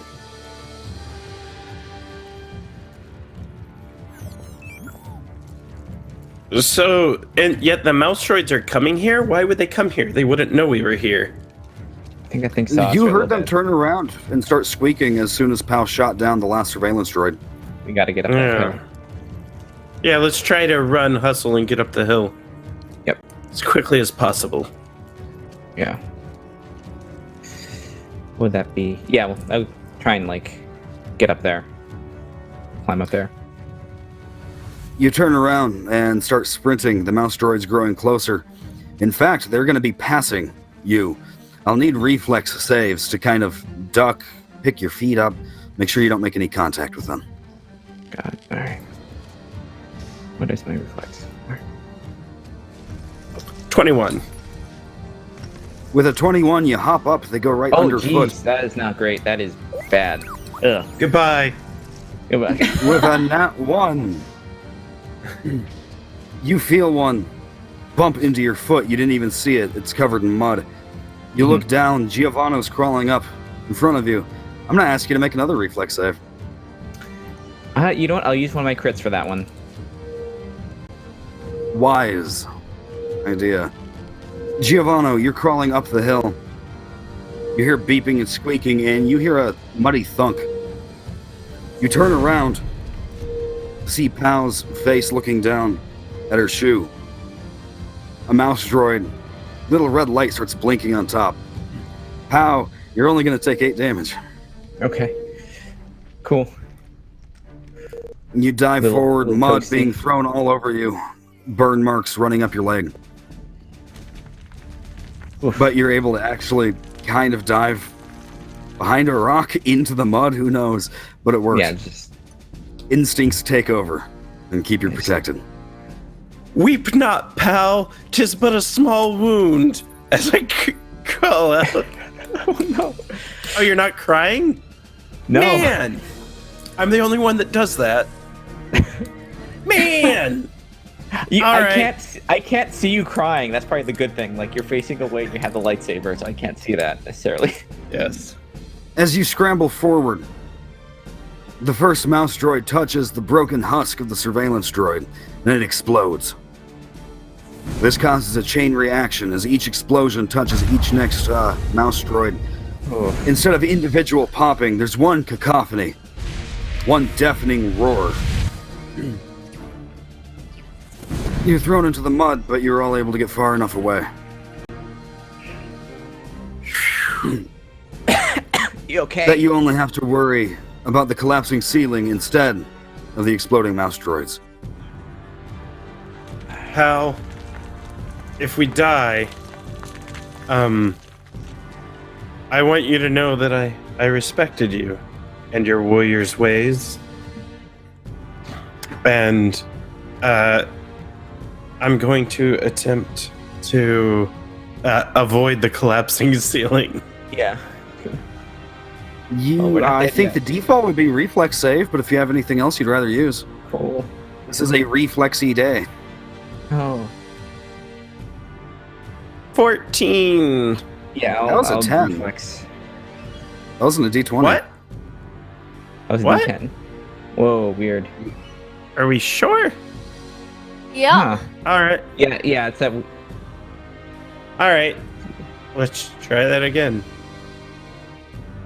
Jeez. I'll go. You roll better on a D10. Now, and you think percentage-wise on a 10, that would have been the equivalent of a nat 20. Only I had better odds to get You it. should have rolled the 20. For the 20. Yes. Yeah. I got a 13. I got a 12. Let's see here. Please Oh, don't no. kill me. Rocks are Yeah, it's fine. hitting you in the head. They're battering your arms, hitting your back. Ah, my head As you look tails. up, Don't get hit in the Once head. the tails. rocks stop and you look upwards, there's bigger rocks, bigger chunks of earth just floating in midair, not Oh, moving. my pancreas. Oh, no. And eventually they drift to the side. Just feet next to you. And slam into the muck, into the just turmoil all around you and below you. There is a blue Twi'lek man with a big white beard, betrayed, of course, by the sound of his breathing apparatus.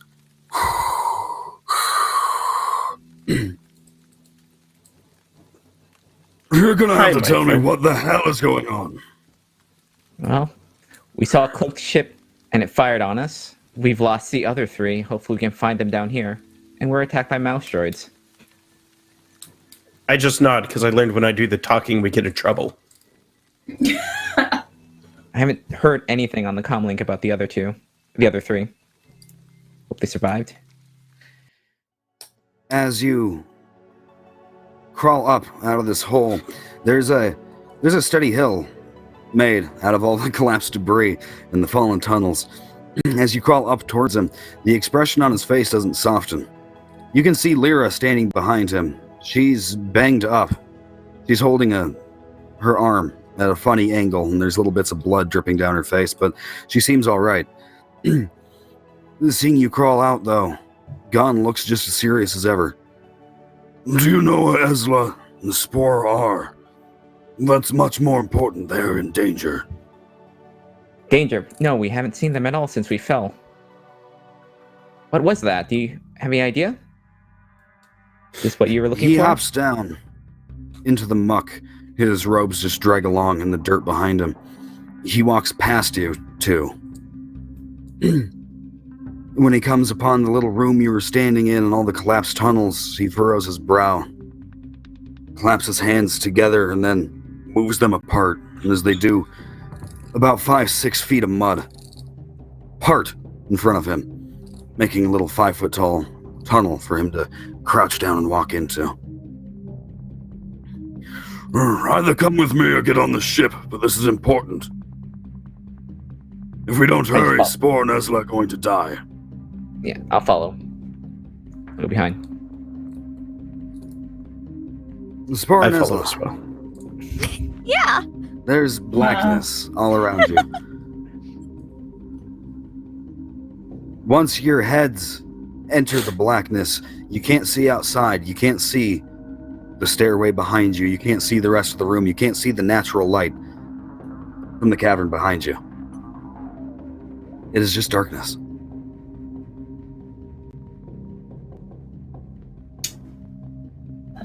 This is fine. What's fine? Not everything will be. Okay. Everything's fine. All right. Just keep pressing Why onward. did you say that? Sometimes I like to reassure myself. Are you afraid? You don't have to be afraid. I'll protect you. Thank you. I feel a lot better now. He just keeps walking. I can't see anything. Yeah. Is it just the same? Nothing's changing. It seems like you're stuck in a loop, Spore, for quite a while. Until eventually you stick your foot out to find the next step and you realize it is flat. You've reached solid ground. You can both kind of poke forward a little bit. Ezla may be a little bit more used to this. It seems you've reached another floor after descending for what seems like minutes. Oh, okay. So It's do we still step out of the blackness. blackness? Yeah. Are we still in that? Roll me spot checks.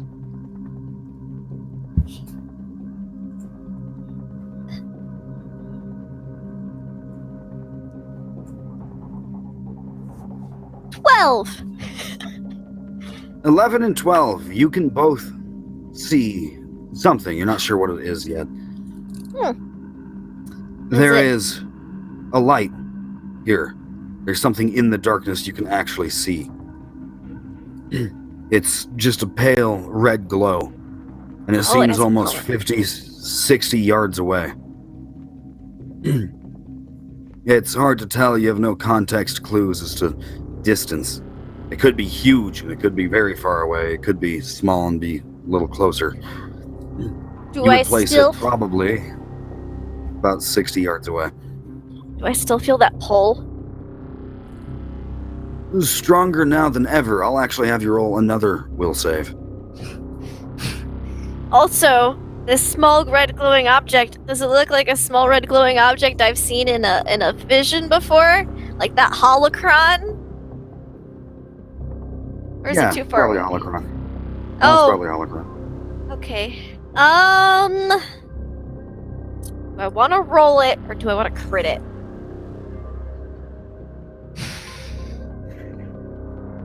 It's like, do I want to just, you know what? This is a bad decision, but I'm gonna roll it. This is a really bad decision. Do it. 16! Not great, not awful. Now that you're here, the sense of familiarity with the situation, it actually disappears. Oh, You felt maybe for a minute coming down here at first that this is something familiar. You've at least experienced and done this before, but that feeling's gone. oh. It is just replaced with, you need to touch that. In fact, the facade, the act you're putting on for everybody, you don't even remember. You need to touch that. Okay. I'm gonna hop down off Spore Where are you going? with my sword. I'm gonna go touch a thing. I might lick it. Wait. And he tries to grab her. You can. Do I need to roll for that? Only if Ezla's gonna fight back and try to get out of Spore's clutches. I don't think she would. Like, I gotta go touch a thing. I won't No. lick it, probably. No. Maybe. We don't do that. No. What are you What if- even excited about? There's a glowy red thing. Well, let's go look at it together. I'll come with you, and you can just not lick it. We can go look Okay. at it. Alright, Right. As you He two just- approach, the distance goes from 60 yards to 50 to 40. When you're about 30 yards away, you can see it's hovering in midair. It's oscillating and just bobbing up and down ever so slightly. A little pyramid is emitting this red light. it's the You wrong can see it for a split second before it too is extinguished. Not into complete utter blackness, but blocked from view by a silhouette, a man.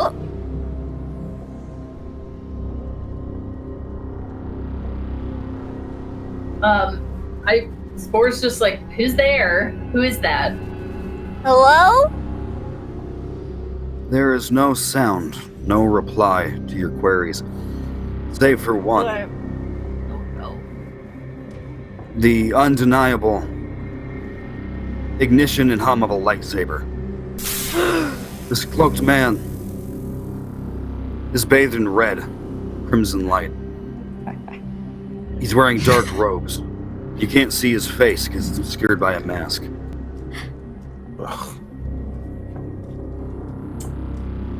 Hello. I think we're lost. Could you please help us? I was just gonna touch the thing, but if you don't want me to touch the thing, that's cool, I guess. She was not going to I touch was- it. I'm We were not just- now we were- because he's we're just standing in lost. front of it. She wasn't gonna do anything. I'm gonna touch it. Maybe like it. No reply, save for the sound of another lightsaber igniting.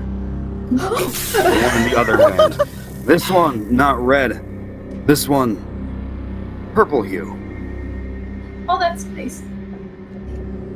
Mixing it up Can I- a little, that's nice. Can I see the Alright. colors of the lightsabers? That's something like, I guess usually things are just kind of hazy colored. Yeah, you can Okay, tell. In fact, I think we even have a picture we can throw up. Oh. Oh. Ah! Yeah. Sorry, I had my fangirl moment. I'm good. Hello, Revan. Yes. My Awesome. favorite. So I guess if you're not gonna help us leave, we'll just turn around and we'll go back the way we came. Then Spor's just like, and then he picks Ezla up and turns around very slowly. Ezla, that's pretty frustrating. You're not even being asked for your opinion, you're just being picked up and moved around.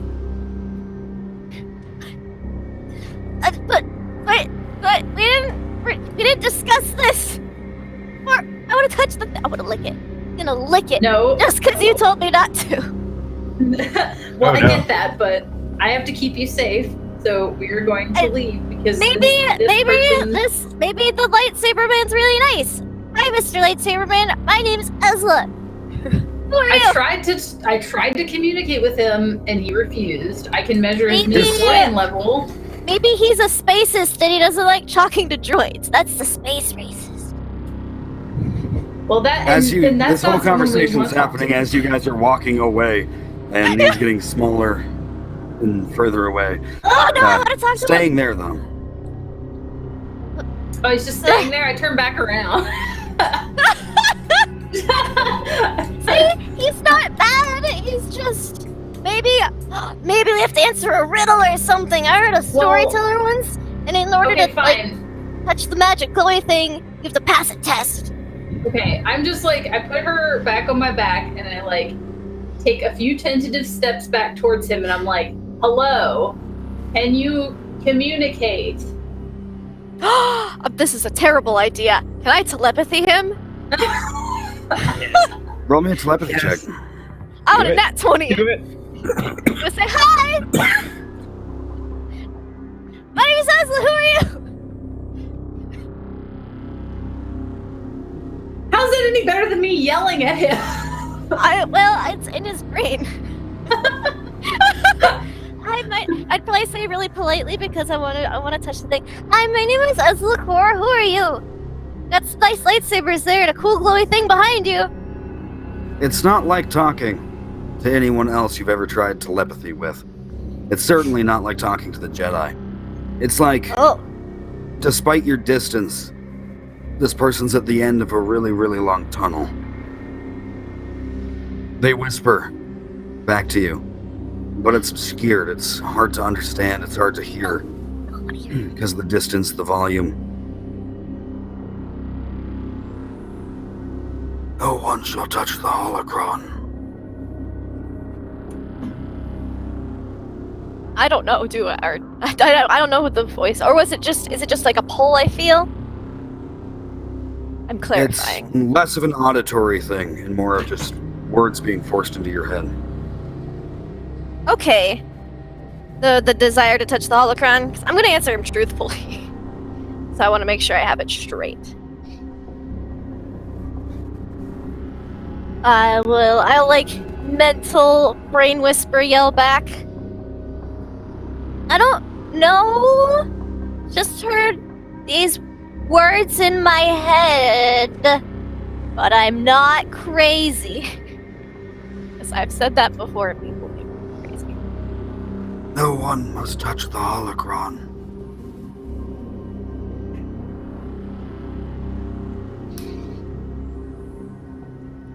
Nobody? What if I just lick it? Oh, God. No one must touch the holocron. Spore, you can roll me either a spot check or, I think that would make most sense. Unless you have some kind of medicine knowledge. Whatever you do to I scan have knowledge people. of midichlorians. I have knowledge Whatever of you do to midichlorians. scan people. I have +7 to knowledge of midichlorians. I'm gonna use Do that that. one then. Oh. You do have a bunch of crits too. Oh no. Well, I didn't 9. use it, so.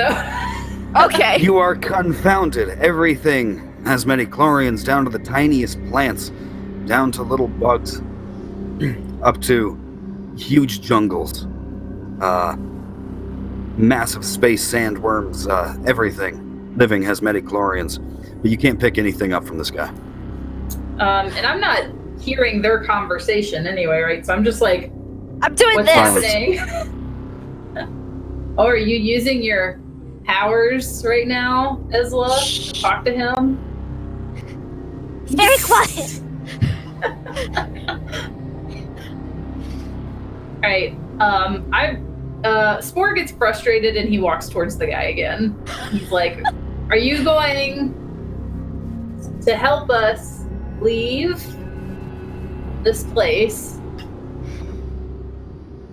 or not? As you approach, Ezla, you hear the same phrase repeated in your mind again. No one must touch No the one holocron. must touch the holocron. And Spore, as you break that 30-yard gap and you get closer than you have to this man, he'll finally move. One foot goes forward, the 2 lightsabers held at his sides, assuming some kind of battle stance. Oh, can I tell what battle stance it is? And is he clear to me or is he fuzzy? He's crystal clear. Yeah. It seems as though he is using an amalgamation. The feet look like Form 1. The hands may be some kind of Makashi or Taru. Okay. It's hard to glean any information off of this guy. I'm super noob too. Like, Spore. He says we can't touch the holocron and he's assuming a battle position. Spore knows what holocrons are and such, right? Yeah. Spore, you've dealt with this before. You've actually had a very similar situation. Do I have knowledge of how I dealt with that situation in the past? Javan wouldn't get anywhere near it. He told you to pick it up and you carried it out of the place. Oh.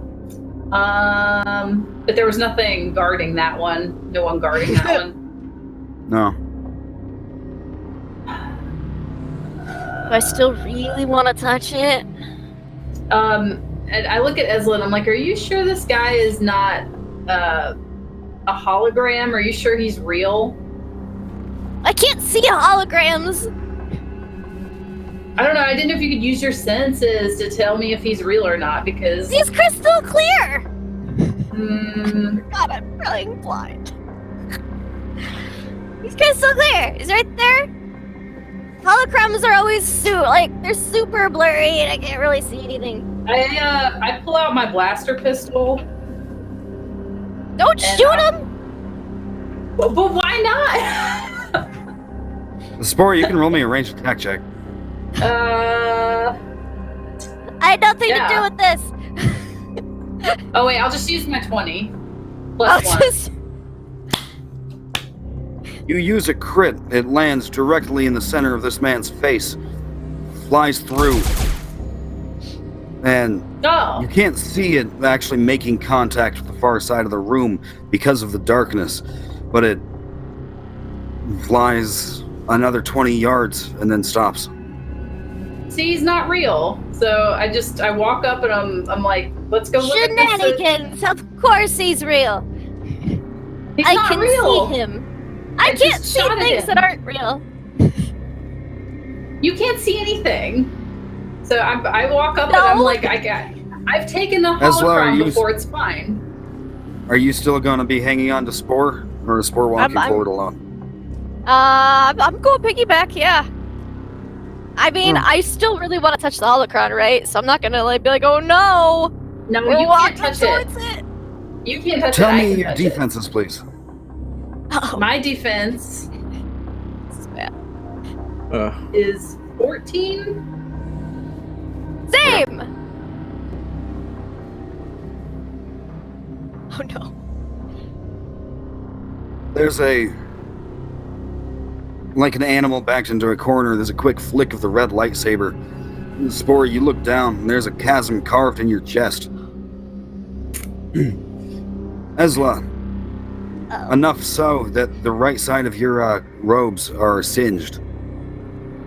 And your skin has been burned. Out. The man stays in the same battle position, ready to strike I again. told you he was real. Why don't you believe me? You two can roll me Because I shot at initiative. him. Okay. Oh, no. Oh, how do I roll initiative? Is it Oh, just no. d20 plus dex? Yeah, it's Dex.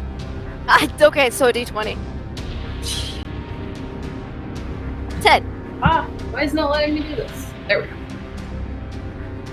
Oh, yeah. Spore, you have been Oh. attacked. The child has been hurt. You are in danger. You kick into action. You just gotta tell me what it is you do. I guess I the only weapon I have, because we don't have the lightsaber on us or anything, so I have a sword. A rusty, broken sword. Oh, I'll just no. use- A blaster. Oh, no. I'll, We have all I'll the just weapons. use the blaster pistol and shoot him. Get away, run away. So I Yeah, guess roll me I a range will. attack This check. is not. Please. What? The blaster didn't work. Last time. Oh, no. No. No. Your aim is spot on. Go ahead and roll your damage. What? It's not gonna hurt him again, is it? No. My life is a lie. Not him. Oh, no. Oh, no. Oh, no, Oh, no, what? no. No, no. Roll Wait, damage. oh, Roll okay. I damage. thought you said for him too. Oh. No. I think I know what's happening. This is not. Well, I don't. Your blaster so... bolt flies out. Oh. It would hit his head. But instead, he moves up the purple blade of the lightsaber that makes contact, and the blaster bolt is sent directly back at you, making contact with your face and dealing 10 damage. No. All right. This is a bad idea. Oh, This God. is a bad idea. Sorry, child. Oh wait, no, I'm Ezla. not unconscious because I have my current vitality still. You're from Oh, no. You didn't get vitality when you leveled up. Yeah, I did. I'm pretty sure this is my new one, but I was already injured because my Oh, current no. vitality was at 10. So yeah, Oh, God. So you just go unconscious. I just get knocked unconscious. Oh, Ezla, no. you land on your feet as Spore goes limp, falls to the ground, much like when they passed out in the desert. Okay. This man seems like he's going to approach, but it is Really your bad. turn first. This is really bad. I'm gonna reach out again with my telepathy and say, okay. We won't touch the holocron, but let me get my mom out of here. And I hold up my sword. Oh. Roll me a Like diplomacy check. defensively. But not 20 it. The approach stops. The lightsaber is pointed at you. And you hear the voice in your head say, "No one must touch the holocron." Yep, nope, not gonna touch it. Or lick it. Yeah, I have no comment. I'm just gonna. On a just nat gonna 20, he is going to not extinguish his lightsabers, but turn slightly, start approaching again, but walk right past you, walk right past Spore, and go stand at the bottom of the stairs, looking upwards. Giovanni and Pau, you find yourselves Oh my in this God. building. It looks a lot like the Jedi Temple. There's decayed wooden tables and chairs strewn about. Books and scrolls thrown over the floor. Looks recently by the marks in the dust on the floor. There's footprints, big cat feet, and tiny little girl feet next to them. Mm-hmm. This does not look good. Oh, they're here. Wonder where they went. Let's follow We can it. follow. Yeah, we should. Should be easy enough to find. Yeah, we should hurry. You I'm walk hurried. forward until you come. You hustle forward, all of you, jogging. Gon doing his best to catch his breath, even with his breathing apparatus, until you're standing at the top of a stairwell, and there's utter blackness in front of you.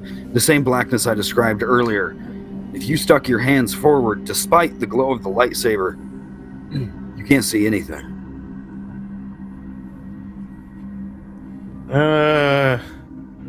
I'm going into the darkness, and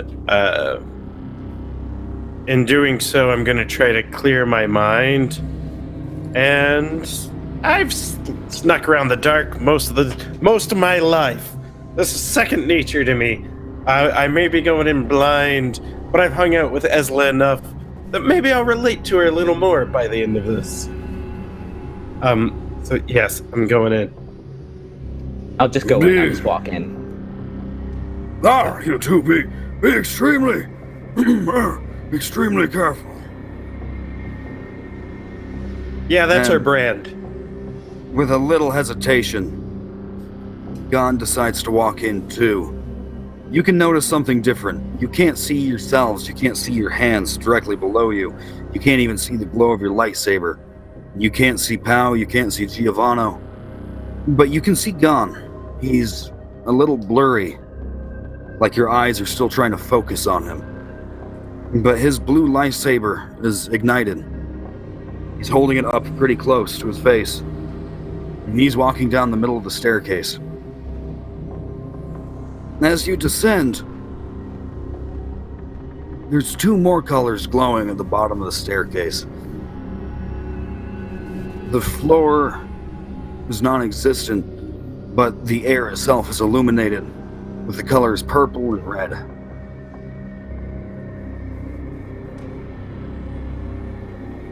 You can see the silhouette of a robed man with a mask.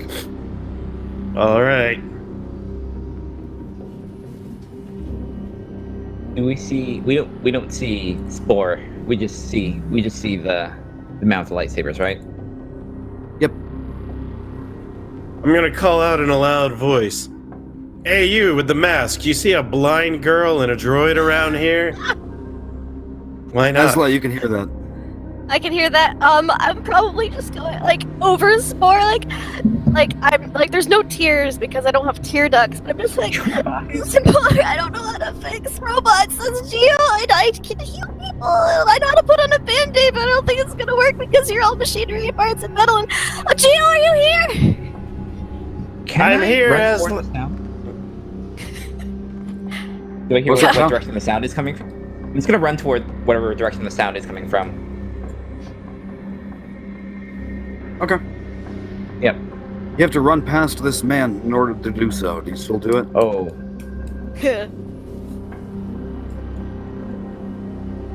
I'm trying to drag Spore, but I'm really. I've got a lightsaber. Oh my god.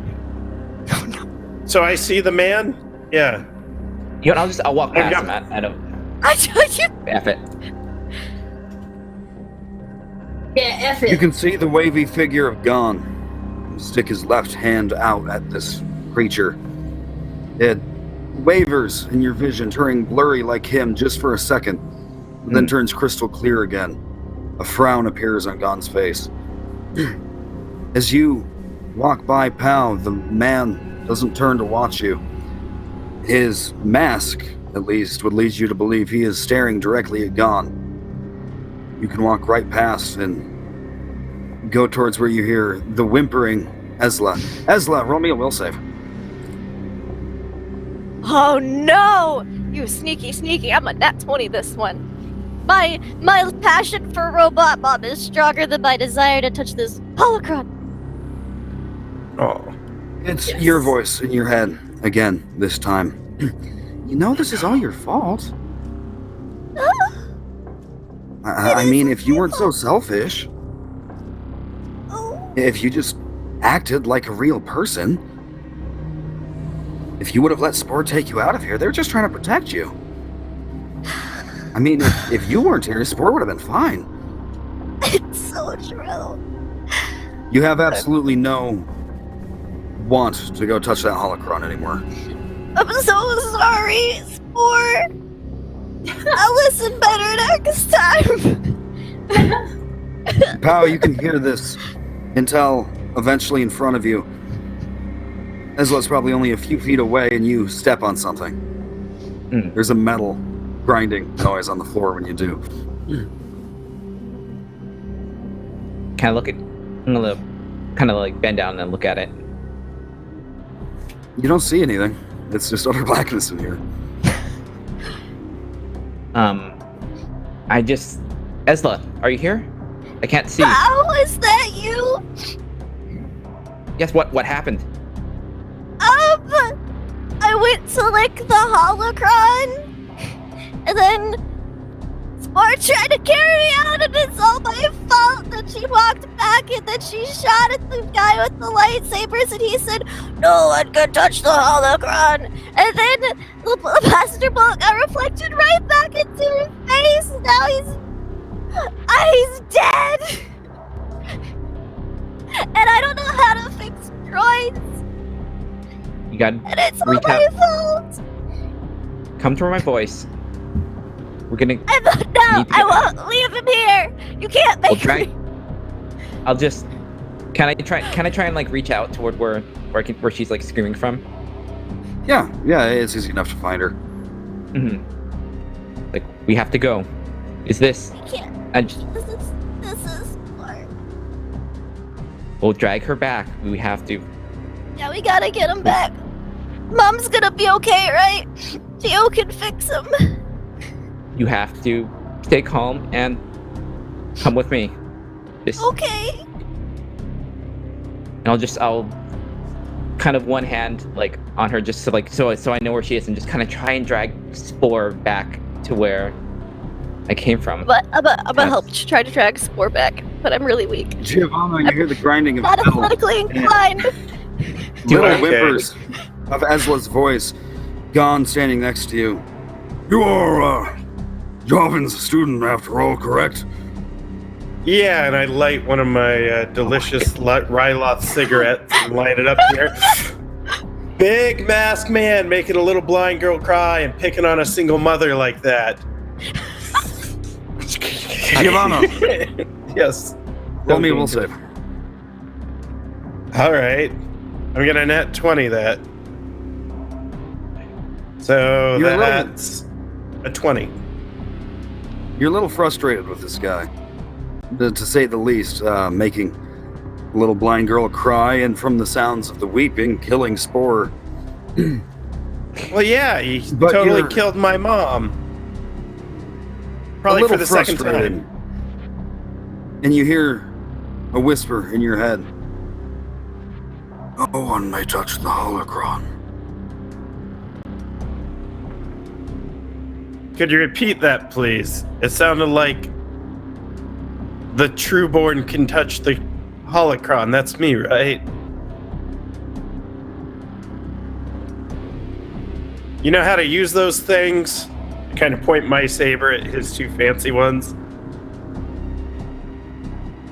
Hopefully Javin has put you into a blind lightsaber training, as he often does. Yeah, I failed all of those. You said school's not for everybody. I thought you were a Javin's student. I am Javin's student, but I'm kind of more like his hot pocket buddy. What the hell's that? Gon will step forward. He very slowly leans his lightsaber forward. There's a flash, blur movement as the red and blue lightsabers connect. The blue lightsaber's knocked back, and the man standing in front of you stops moving again. Okay. Can I nat 20 to hit this guy? Yeah. That's what I'm doing. I'm going in there just pah! I'm proficient in lightsabers and just pah! You know? You dive I'm probably forward gonna die here, 20. guys.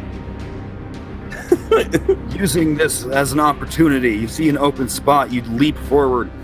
Your lightsaber cuts this man right through the middle. You get on your feet, you roll, you stand up and turn around. You're outside of the range of any last possible flailing movements he can make with the lightsaber. You and Gon flank him, but he doesn't show any signs of being damaged. There's no blood. He's still standing. There's no scorch marks anywhere on him. Yeah, I was gonna say, He starts turning his lightsabers. head. He starts turning his head to face you. Does his body God's turn with his eyes. head? Yeah. Okay, I was God's worried it was eyes just go spinning. big. He leaps forward again. The left hand with the purple blade flies out and blocks Don's blow. This man's I gotta body hit- is still facing you. I'm gonna hit him again with the critical hit. Another nat 20. Yeah! This is for Ezla and Mom and Pal and Javin and Lyra. Ugh. With another nat 20. You do remember something Javin kept doing to you the one time you practiced with him. If you Yeah. twirled your lightsaber around really quick, it would pop out of your hand every goddamn time. So you try that. Spinning, that's a Yeah. cool move. Of course. It's the ancient Jedi art of spinning. The lightsaber's knocked out of the man's hand. It doesn't collide with the ground, however. As soon as it's out of his grasp, it ceases to exist. The glow, the light, the handle, anything.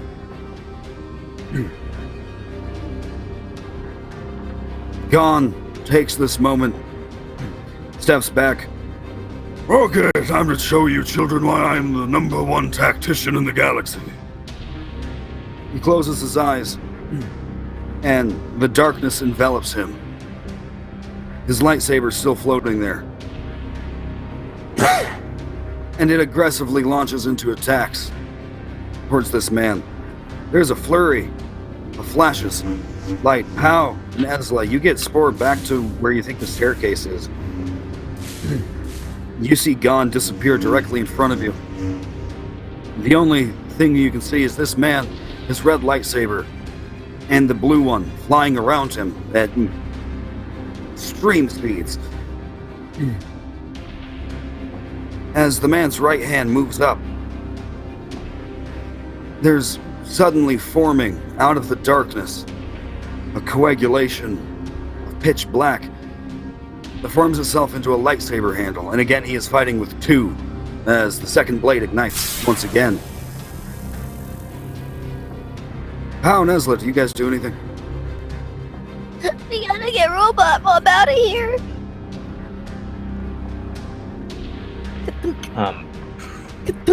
Up the I stairs. saw Giovanni like go in there, right? Just I heard what he said, right? You heard what he said, and you could hear him rolling around. You could hear his lightsaber swinging about. I'm gonna go after him. I'm gonna go like just try and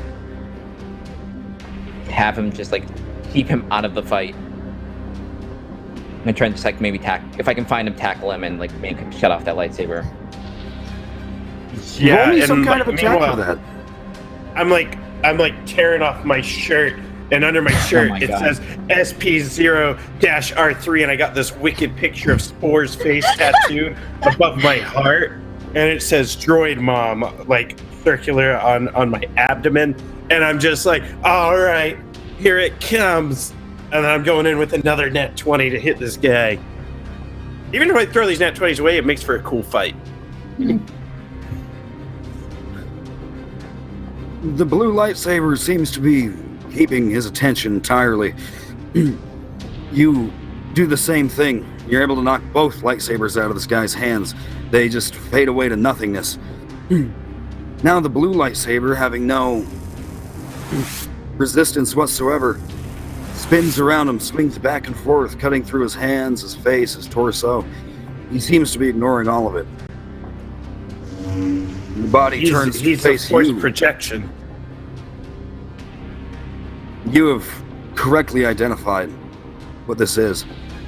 Yeah. The man does turn to face you now, not caring about the blue lightsaber. Pow! You can roll some kind of attack if you did want to come tackle him down. Yeah, I'll just take a shot. I'll take a shot at it. At him, just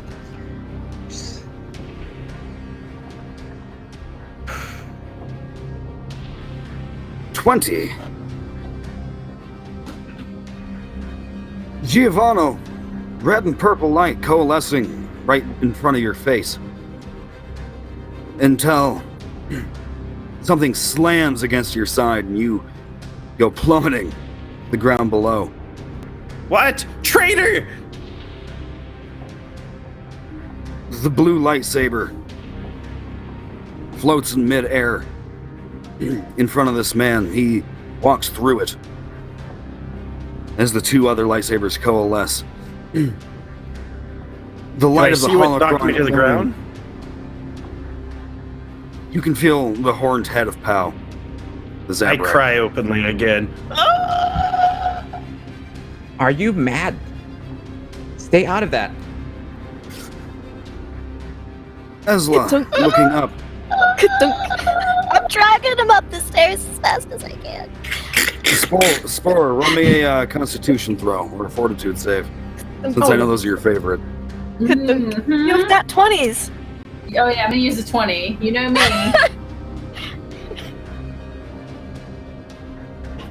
Your vision kicks back on. Little loading screen. You're being dragged up the stairs backwards. You look down. You can see your hands. They're moving. You're reacting. You look up. You see in the room in front of you that little floating holocron. Ezla, you can see it too.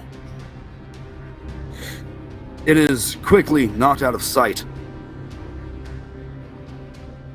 Something covers it. All the blackness disappears. You can see each other. You can see your friends bathed in the respective colors of their lightsabers. That man is nowhere near, nowhere to be seen. The only other man in the room is gone. He's taken off his robes. He's thrown them over the holocron. He's now cradling it. And his blue lightsaber is just where it was, floating, suspended in the air. With his force abilities.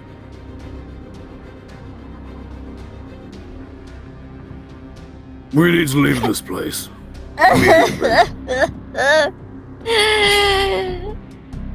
awake What's the now. matter? Stop crying. You're not dead! I wish you were dead and it was all my fault. I'm so sorry. We'll never do it again. I promise. I love you so much. It was all your fault. How could you? Master Gon, what was that? It's something very old and something very dangerous. It's a holocron. Oh, And I wanted what to she lick said. it. You wanted to what? I wanted to touch it, and then and then I really wanted to lick it because Spore doesn't like it when I lick things. They're children. Listen, all of you, I'm none of your master, but I am a master Jedi. I order you all to return to the ship immediately. With me. Okay. They trek back through the tunnels and climbing up the mud hills. It's pretty unremarkable. You find yourselves leaving the stratosphere. Your two ships intertwined, connected once again. Gon's leading the way. Set on some kind of autopilot. He sets the holocron, still wrapped up in the robes, in your ship in a far room, closes the door. Closes the doors between the two connected ships. Puts all kinds of, whatever he can, electronic locks on them. And if you recall, his ship's a lot like Javin's. It's open air. There's a big circular room. His, however, bolted down paintings, plants, big couches, seats. As the ship slowly starts leaving the atmosphere, he sits down, breathes a sigh, the whir of his breathing machine always going.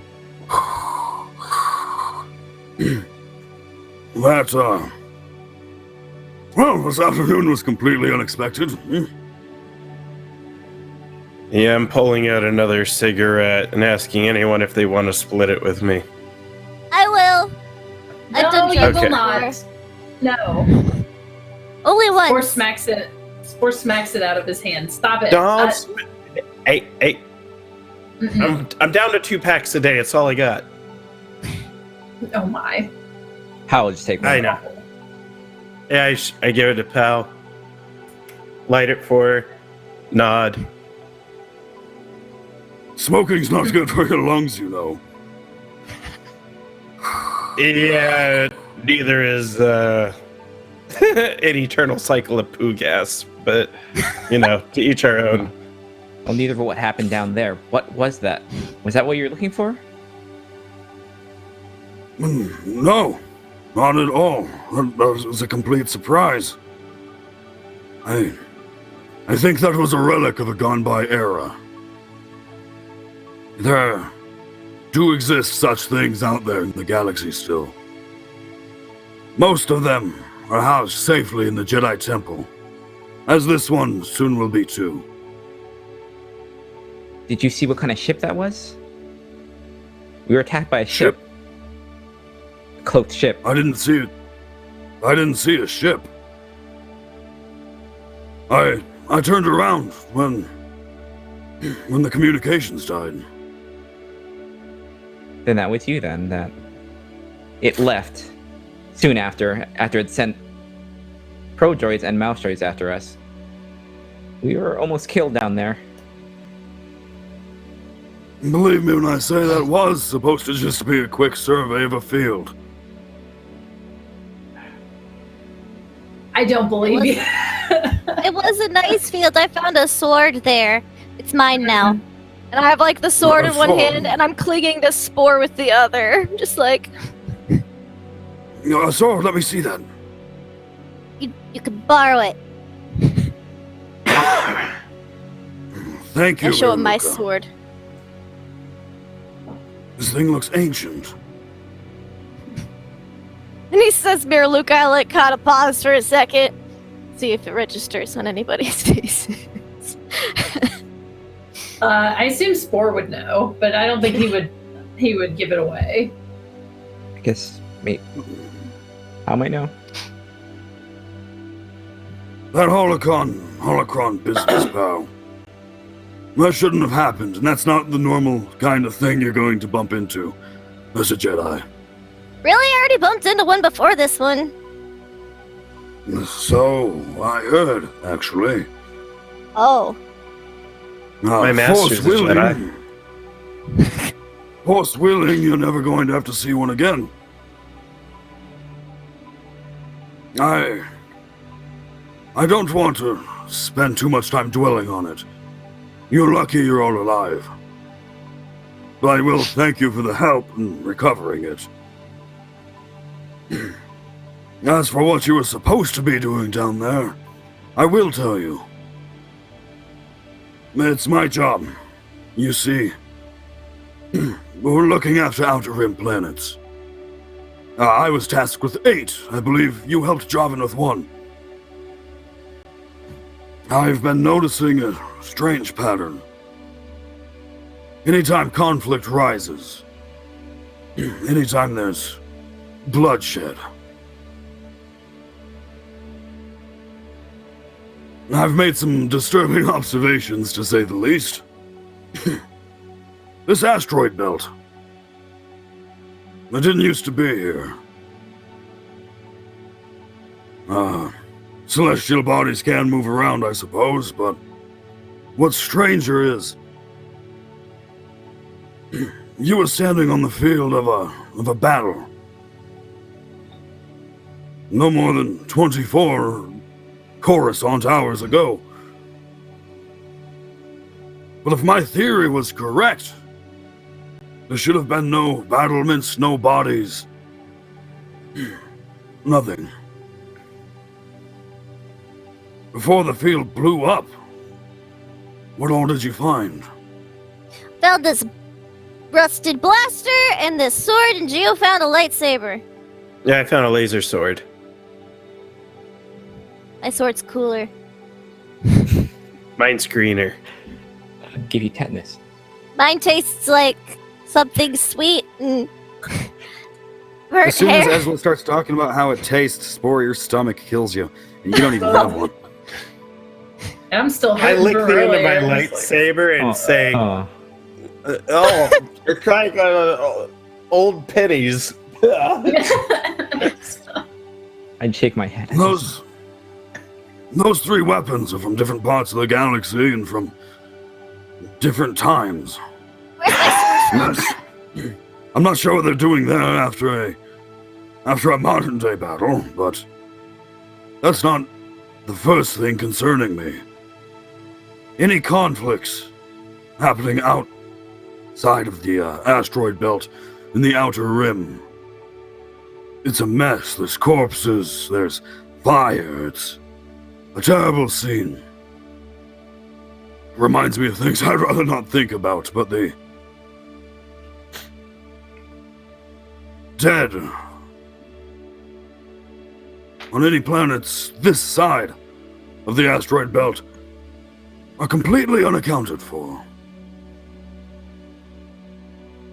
We're talking about Unaccounted. tens of thousands of corpses gone in a matter of hours. Not just from one planet, Cannibalism? from many planets. Some of them abandoned, some of them highly civilized. No one's seen anything.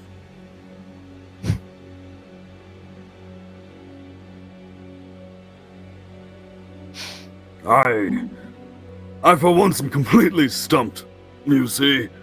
So, no, I thought it'd be fine to send you down there. There shouldn't have been any bodies, and I wasn't expecting these shenanigans. I'll help Javin. I owe him that much, especially after what you went through. I need to drop this off to the Grand Mistress, that holocron, and then I will turn my mind to protecting your Ardian Elder and figuring out what this Senator Bolera is up to. Yeah. Children's minds are often unclouded. You've all been through a lot, but do you have any idea how tens of thousands of bodies can disappear off of multiple planets in the span of an hour or two? Extreme cannibalism. Oh. It's true. Could be. I've never heard of extreme cannibalism. That does seem pretty extreme. Yeah, I mean, they'd have to be really hungry to eat that many corpses.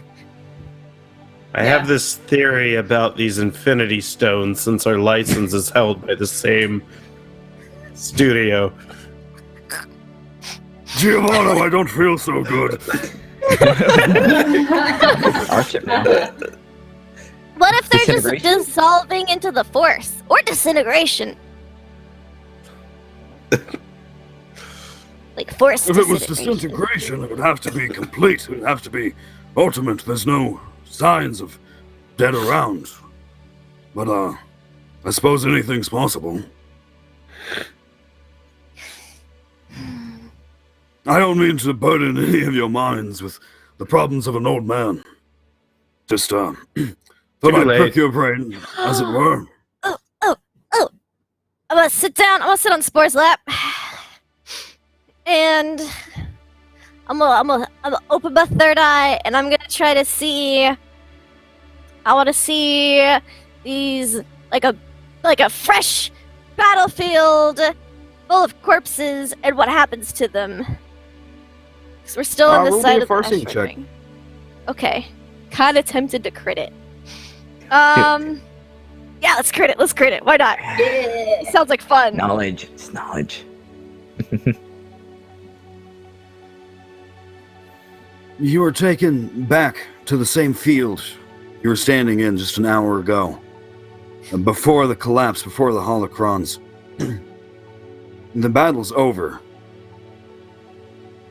There's little fires smoking here and there. There's weapons, there's catapults of some kind. Not made for throwing stones, made for throwing EMP devices. There's corpses A mix of Republic troops and natives, it seems. All over the place. There's no movement, no sound, no anything. No one's been left alive.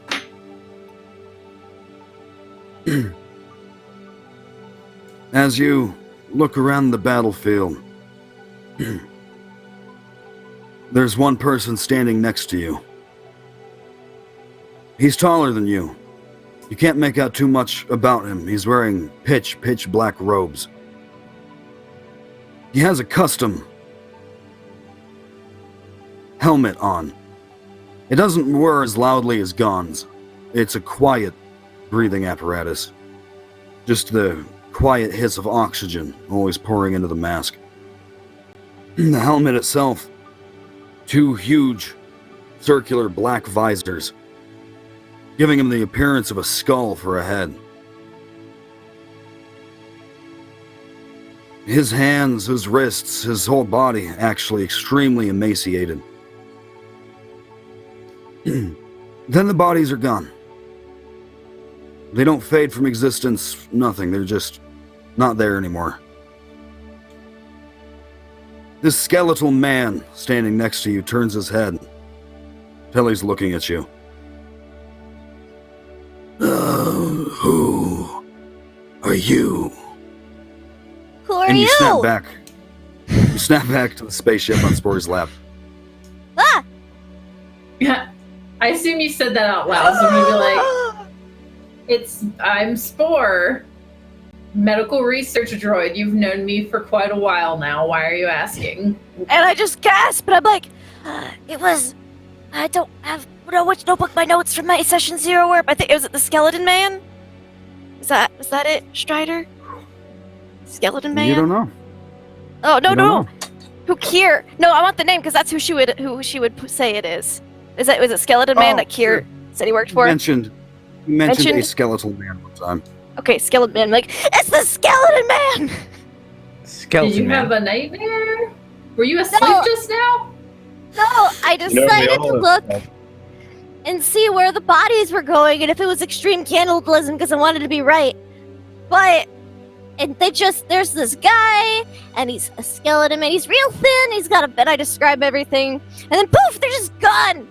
And then he looked at me and he said, "Who are you?" And so I was going to ask him who he was. And then I woke up and I realized it's the skeleton. There's the tumor man. Now there's the skeleton Spore, man. roll me an intelligence check. I'll just use one of my 20s. 20, With a nat please. 20. With a nat 20, you know Ezla's not going to be able to answer the questions you want her to answer to see if this man has a respiratory system or a pulse, or if he's actually dead or alive. But the description and the custom-made helmet, that's undeniably, it has to be Savell, the dude that dropped you off on that planet 200 years ago. With a nat 20, you are sure that is him. Your original master. No, that's not good. Isla. Huh? I don't know. Spore's just very uncomfortable now, and he's like, we need to talk about this later, but, not with everybody else around, because I would like to hear more about what you saw. Okay. Like mother-daughter time. Okay. And it's like clink of him winking. I do this. Strider, based Yes. on what she's describing, and I'm proficient and well studied in various alien species, can I either make a roll or deduce that she's talking about a given, as in the race, a given? If you know what that is. If you don't know what that is, then it probably isn't. Like a I stealth, don't yeah. know what that is. All right, I'll link you. Yeah, I think I know what you're talking about. That's what it sounds like to me. I'm gonna put it in our chat. I know exactly what you're talking about Yeah, now. you know exactly what I'm talking about, because I'm just thinking through it, and Yeah. it's like, They look like skeletons. I may not have linked that right. Certainly not. This was a custom-built helmet, maybe Okay. inspired by that kind of architecture of the face. I don't have a better word. Yeah, I guess that's one of those. But not. This, It could be, might not be. right. If you can make any kind of knowledge roll, do you have any kind of I lore do. for urban Yes. legends? So Stories, urban galactic legends. I do have I galactic have- Urban lore. legend. I have streetwise. Let's try this. 24. Galactic lore. You remember the name Skeleton Man, at least. Because you're the only one at the temple allowed to say it. All of the Padawans, there's some rumors going around a couple years ago. And the story changes. Sometimes he has 100 arms, sometimes he's a corpse, sometimes he's a human. But there is rumors going around about the skeletal man who will come in the middle of the night and steal you away. Kind of like a galactic boogeyman. And they completely banned it. You can't even say that phrase at the temple anymore. They thought the stories would spread fear amongst kids, and that's kind of what the exact opposite of what they're trying to do. You've seen stories before, and they'll reprimand people for telling them. With a 24, you've never seen them react the way they do to that particular legend. But that's all the more you know. He's a man that shows up, could be a man, could be a woman, could be any race. Steals people away in the middle of the night. Mr. Boogity himself. The skeleton man, even Gardola the Hutt's afraid of him. Don't say Skeleton that man? name. Call it Mr. Boogity. Why? What is she talking about? Oh, an old spook story. There's, an old legend of this individual that goes around napping people and stealing them, doing all kinds of horrible things to them. There appears to be a connection between young Ezla and I've shifted from cigarettes to pipes at this point. Young Ezla and this old a bubble pipe though. Don't put it out. A bubble pipe. Yes. This spook story and young Ezla, she stumbled upon him. My best friend Kier said he knew him. And it really freaked out Gardola the Hutt. She was pretty scary. Huts scare easily. Do they? They also get really mad really easily. Sport's just awkwardly looking around like, That's why you've given me plenty to think about. This is my mission, after all. So, how often Skeleton man. How often do these visions of yours prove fruitful? How often are they correct? I'd say it's like a 98%. There's only been one that hasn't really been, and that's because we chose a different path. I think. You're not looking into the future, you're looking into the past. I set the hyperdrive to take us to Coruscant. We should be just about there.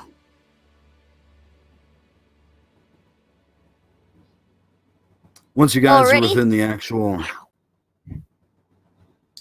Oh, the jump to hyperspace was so smooth, it's like I didn't even mention it. oh well. Wow. While we're Man, traveling, can Shaman really Gio, needs to get his working. can Gio repair me while we're traveling, please? Yeah, let me take a look at you. Just a giant hole or slash. Please. Giovanna, I roll me a hold your- repair check. I hold your hand while you're getting repaired to make you feel better. I actually appreciate that, but don't say it. I got a 20. Okay. With a 20, you need to kind of carve out pieces of the other droid, the assassin droid.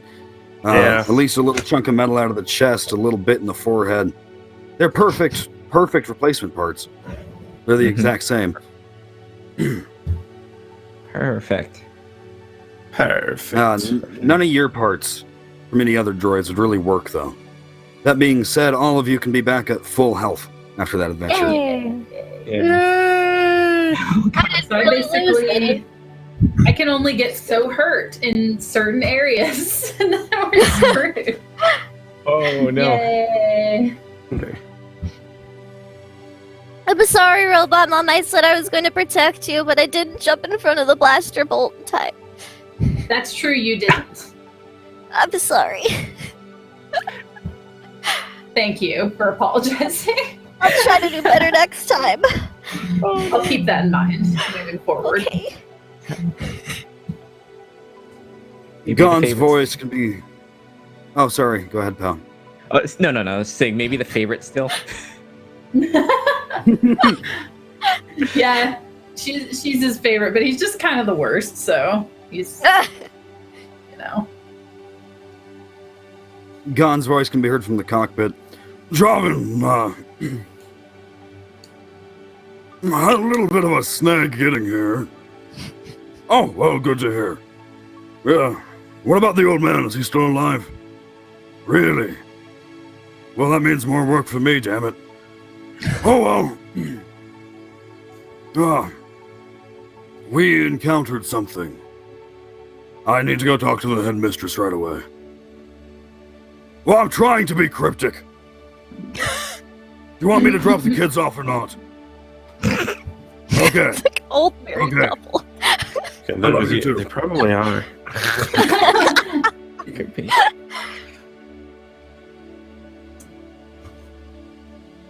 You're dropped off at the Jedi Temple. Gon says, "Oh, we will speak shortly. I'll let you know what I uncover about your Senator Bolera. But as far as the old man from Ardia is concerned, consider him under the best protection in the galaxy." He better be. And I like raise my forehead up to narrow my eye at him. Narrow your eye.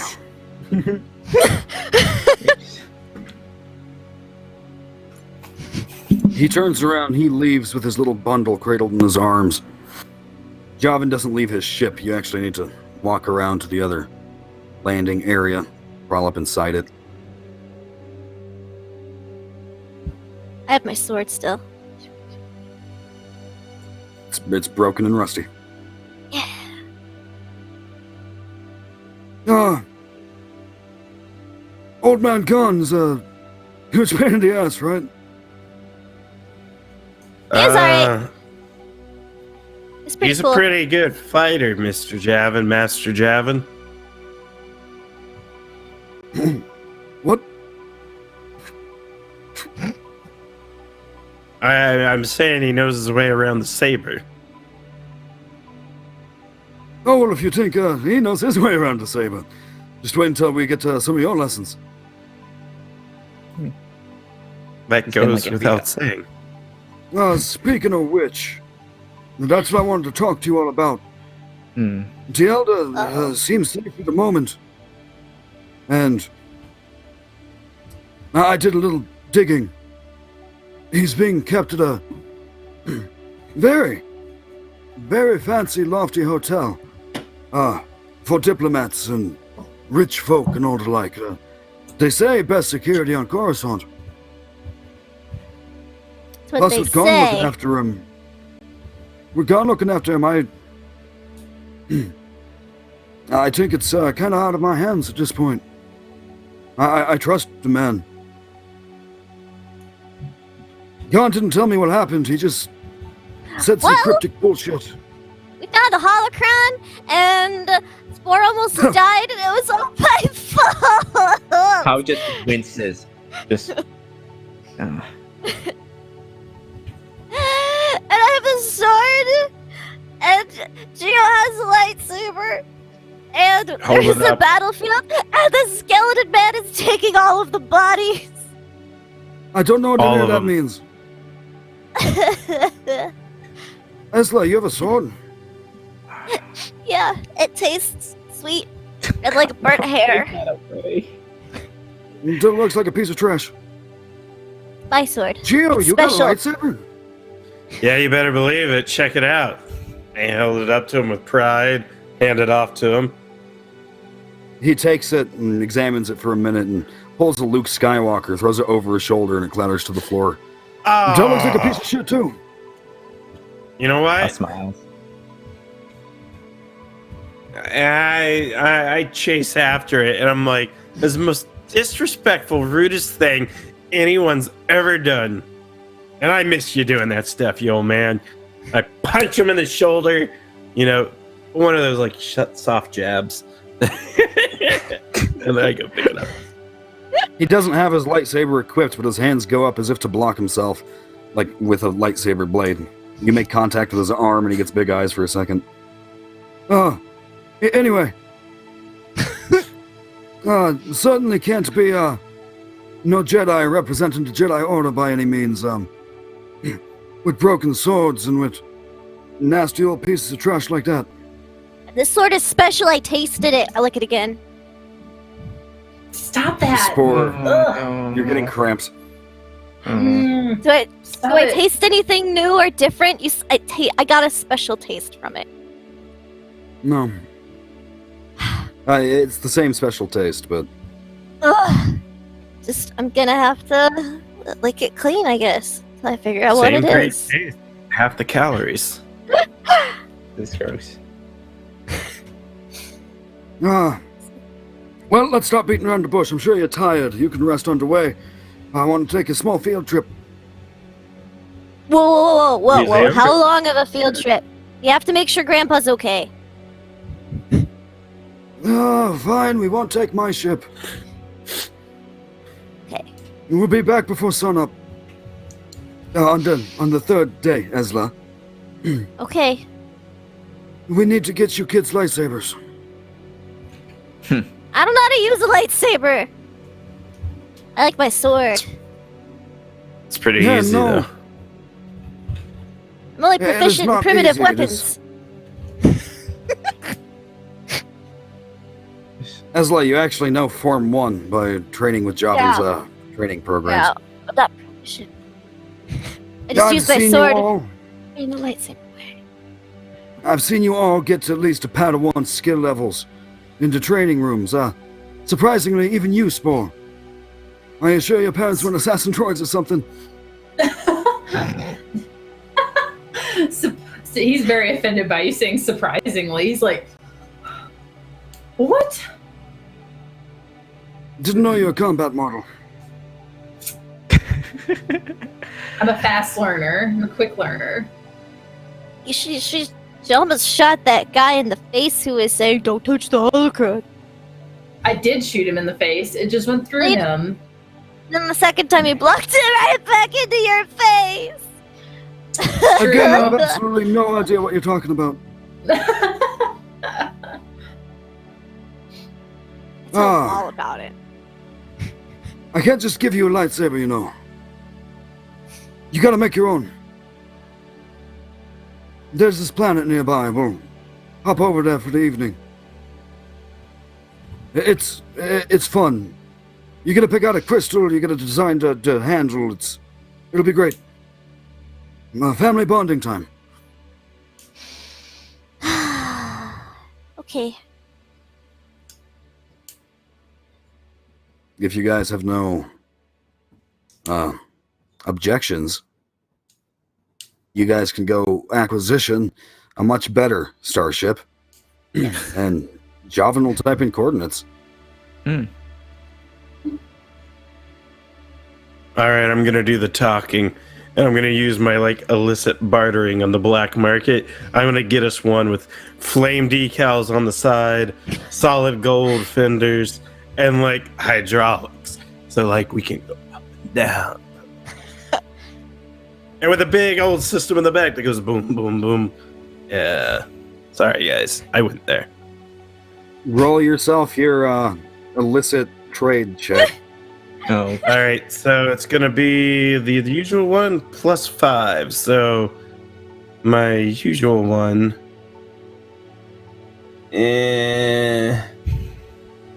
All right, so it's going to be diplomacy plus 5. So I get a plus 11 on this. Woo!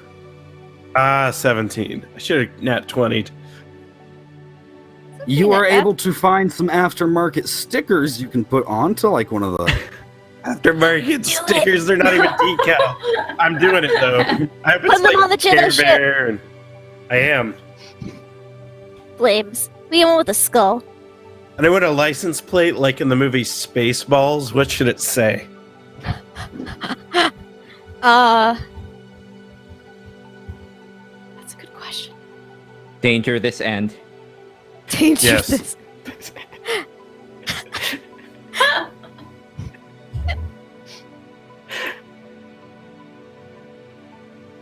JVNS tip. It's Javin's tip. Yes. You guys will commandeer Javin's tip. Woo! That sounds Can I Javin- draw how it looks? It's like a Javin helps you. triangle. Javin helps you put the stickers on. He thinks it's the funniest damn thing he's ever heard. Oh. No. The coordinates die are punched without in. And you are all sent to a planet known as Dantooine. After you jump out of hyperspace, Dantooine is a little green orb floating in space. It's grassy, covered in hills, rivers, the like. It's not a thick jungle by any means, but it's a very green world.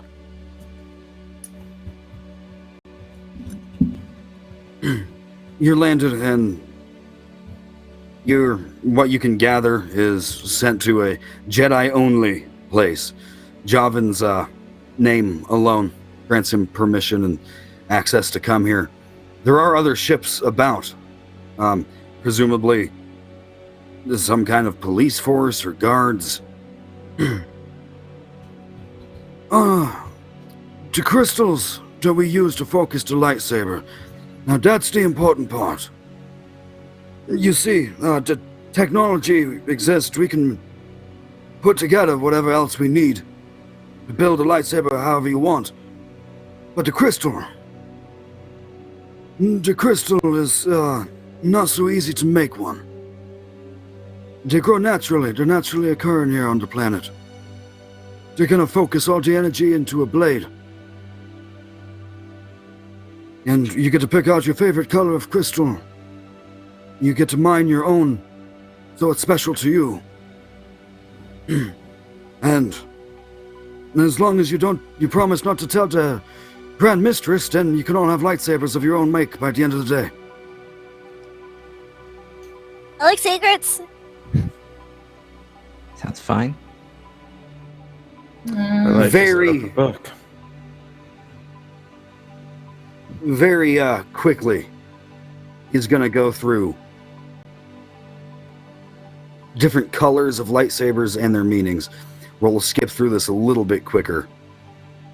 We don't need to actually play it out in character. The most common one you see is blue. You see blue lightsabers all over the Jedi Temple. Does anyone know what a blue lightsaber is for? Or what it kind of signifies? I do. I'm gonna start going on.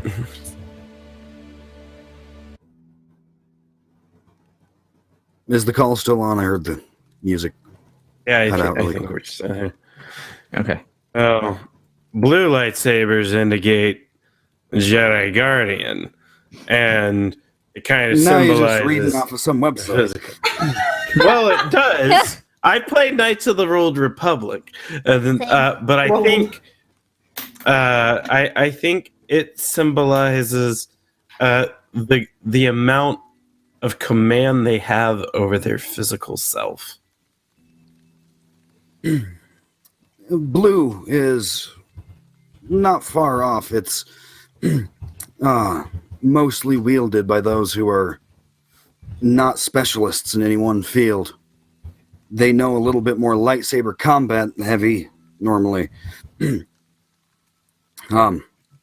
But they are in control of their emotions and They're not afraid to pull out their lightsabers when they need to protect someone.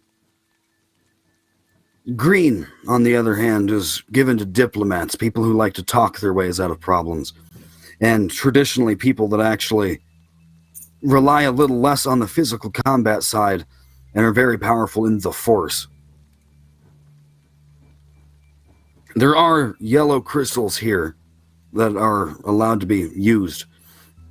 The yellow crystals are for those people that are labeled special ops. They're a little bit more sneaky. Sometimes they'll rely on stealth instead of diplomacy to get where they need to go and to achieve their missions. Purple bladed lightsabers like your master are sometimes looked down upon in the Jedi Order. Depending on who you ask, it's either a sign of respect or a sign of disrespect. The purple-bladed lightsaber is given to those who use the light and dark side of the Force. A mix between the two. But have still pledged themselves entirely to the Jedi Order and to never use the dark side to hurt anybody. They will use it to try to help people. Those are the main colors that we'll be able to find here. Now, the red lightsaber crystal is artificial, according to the old canon, which is what I'm using for this campaign. They are used only by the Sith and the Dark Jedi, who can't mind their own because us Jedi protect this place. It's sacred.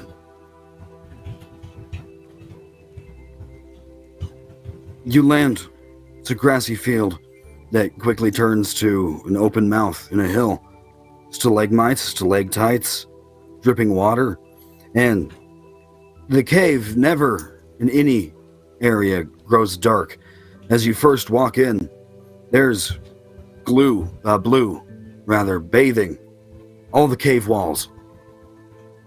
There's huge crystals growing out of the walls, out of the ground, some taller than Javan. And they glow so brightly that they're illuminating the entire place. Yeah, have a lot of you thought about what colors you're gonna wield? Nope.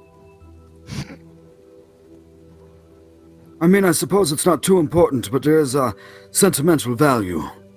At least for people like me, anyway, with your first lightsaber that you make. Wait, you get more than one? I suppose you could always come make a new one if you didn't like the last one. But I try to emphasize people hold on to those. Exactly. Which is the most difficult to make? Well, I'll help you out with any of them. Just whatever crystal you want to try to harvest, we have blue here. And further down into cave, we have the other colors, yellows, greens, purples. Red, yellow, orange, green, blue, blue, blue. Mm. Yeah. I think Spore wants yellow. Spore, there's supposed to be some bonding with the crystal, and I'm not sure you'll be able to do that. But I'll still help you make it and get you your lightsaber. One way or another. Thank you, I appreciate that. Giovanna, you've put any thought into it?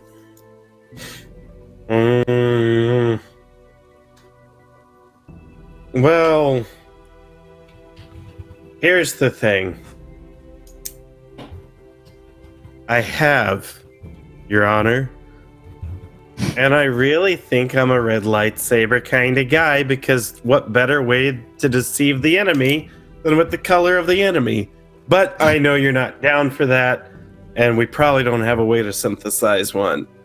So yeah, I'd like to go green. Kick your ass. Yeah, I'd like to see you try. I would very much like a green one. We have green and yellow. What a diverse group. Just green. Ezla, Have you talked on it anymore? See, I'm really torn because I've been told my hair's blue and I like the color a lot, but I really feel like I'm specialized into like this whole like third eye thing, and I like to talk more than I like to fight because I'm very much not physically inclined to most things. I'm really Brady. So yeah. I'm in a dilemma. But it's No, we cool. could go down, and perhaps one of the crystals will catch your attention. Let's do You'll feel a that. draw one way or the other. Can I melt my sword down into my lightsaber hilt? Or use the sword hilt? I don't give a damn, sure. Yes! Special. The spore. How about you help the kids go try to find their crystals? Pow, I'd like to talk. Oh, You just see Pao just has been looking really uncomfortable since they found the reason that they're going here. So yeah, Oh, she'll well. go. fine, I'll take the kids. And he just shuffles them away. I hold your hand. You need to descend. There's multiple levels to this place. There's a elevator, if you could call it so. It may be rope operated, but you can descend lower into the depths of the planet, where the other colored lightsabers will be. Javan kind of waits for the elevator to go down, for the rest of the party to disappear from sight.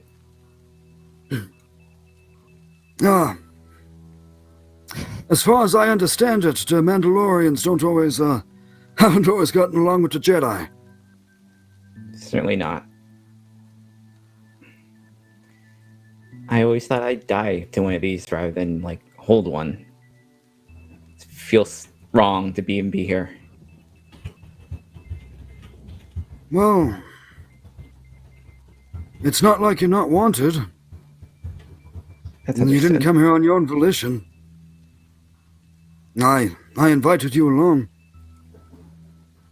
Look, I won't make you go further in there if you don't want to. But, hell, the Mandalorians don't even need lightsabers. They can beat an opponent with a lightsaber with I want to say swords, but probably with their bare fists, honestly. Smiles a little bit. I will. It's, oh, yes. I'll make one, but as honor to the order has taken me in, but I hope never to use it if I need to. That's a good way to think about it. Actually, that's probably the most Jedi thing I've ever heard you say, pal. She kind of smiles a little bit like, what? No, it's not about having a weapon. It's a symbol. People will see it hanging from your hip and they'll go, that right there, that's a Jedi. Javan kind of bristles a little bit and holds his head up, holds up a finger. The Spore left, right? I hear droids. Do you hear that? Droids? You can hear high-pitched little beeping, like mouse squeaks. Uh-huh. Oh. This is is that familiar to the sounds that we've heard in the tunnels? Identical. So, we're in danger here. I've heard those sounds. Those were from the ship. The cloak Javan ship steps that attacked around us. Javan steps around the corner. You're not in danger. You have the battle master with you. There's little robots. You see red light bathe Javan as a scanner goes over him, acquires him as a target. Now, there's quite a lot of them. You turn around and you see dozens and dozens of little mouse droids with little red blinking lights on top of them pouring in through the mouth of the cave. The little floating black surveillance bot scanning Javan seems content The scanner retracts and it lifts up, leaves the cave. The mouse bots start surging forward towards you and Javan. And that's probably a good place to pick up next week. Oof. On Rise of the Dark Side. Mouse bots. Tremendous. I'm finally done planting seeds, and I'm gonna be able to start harvesting, evil plot lines and debauchery and other things DMs like to do. Hey, thanks for sticking around this much of the show.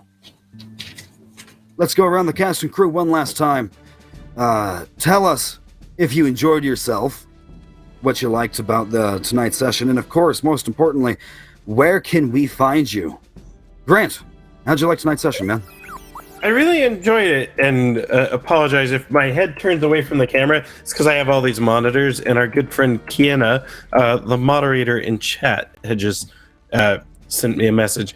But I really enjoyed tonight's episode. I'm glad we didn't die in the first volley of rockets, because that had been on my mind all week, that I'm just like, that's it.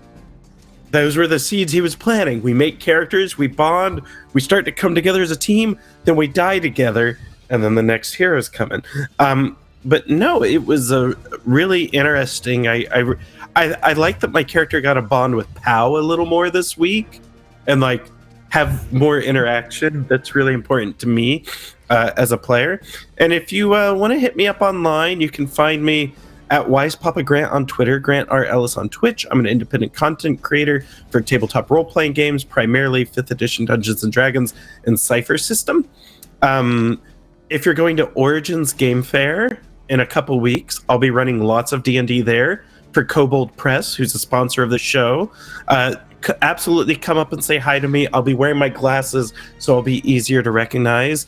Thursday, I'm on WebDM show. Fridays, I'm concluding the Life Unmarred role-playing event. I'll also be running a prequel to that episode here on Encounter Roleplay for Will's birthday. Sundays, I'm on Money Cook Games. And Mondays, I'm on the Greyhawk channel Vile and Villainous campaign. Cool. My camera's starting to lag just a little bit, so hopefully you can still hear me. Grant, hit up that Wise Papa. Hit up that bad boy. Make sure you're not wearing your red arm, Grant, or else no one will be able to recognize you.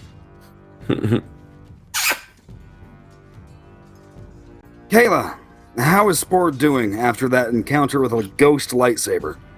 That was good. I had no idea who that guy was. So, like, I'm in this other chat with Shauna. I was like, Shauna, is this bad?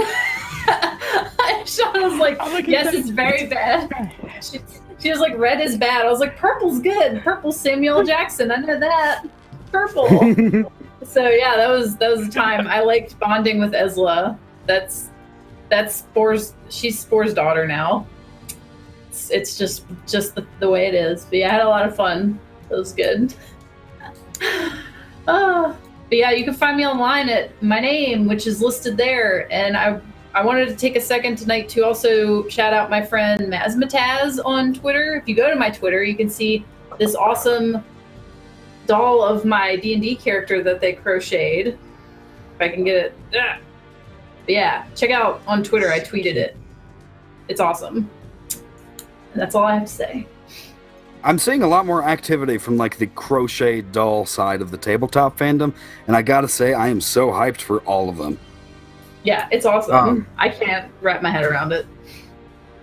And not knowing everything about the campaign, like that's actually like one of the selling points I feel of Rise of the Dark Side.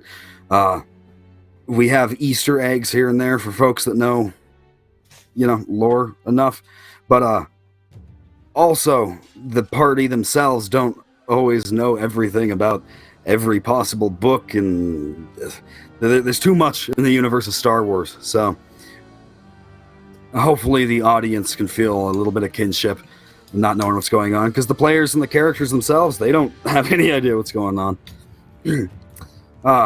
Someone who does know what's going on would be Lindy. What'd you think of tonight? Hi, I thought tonight was great.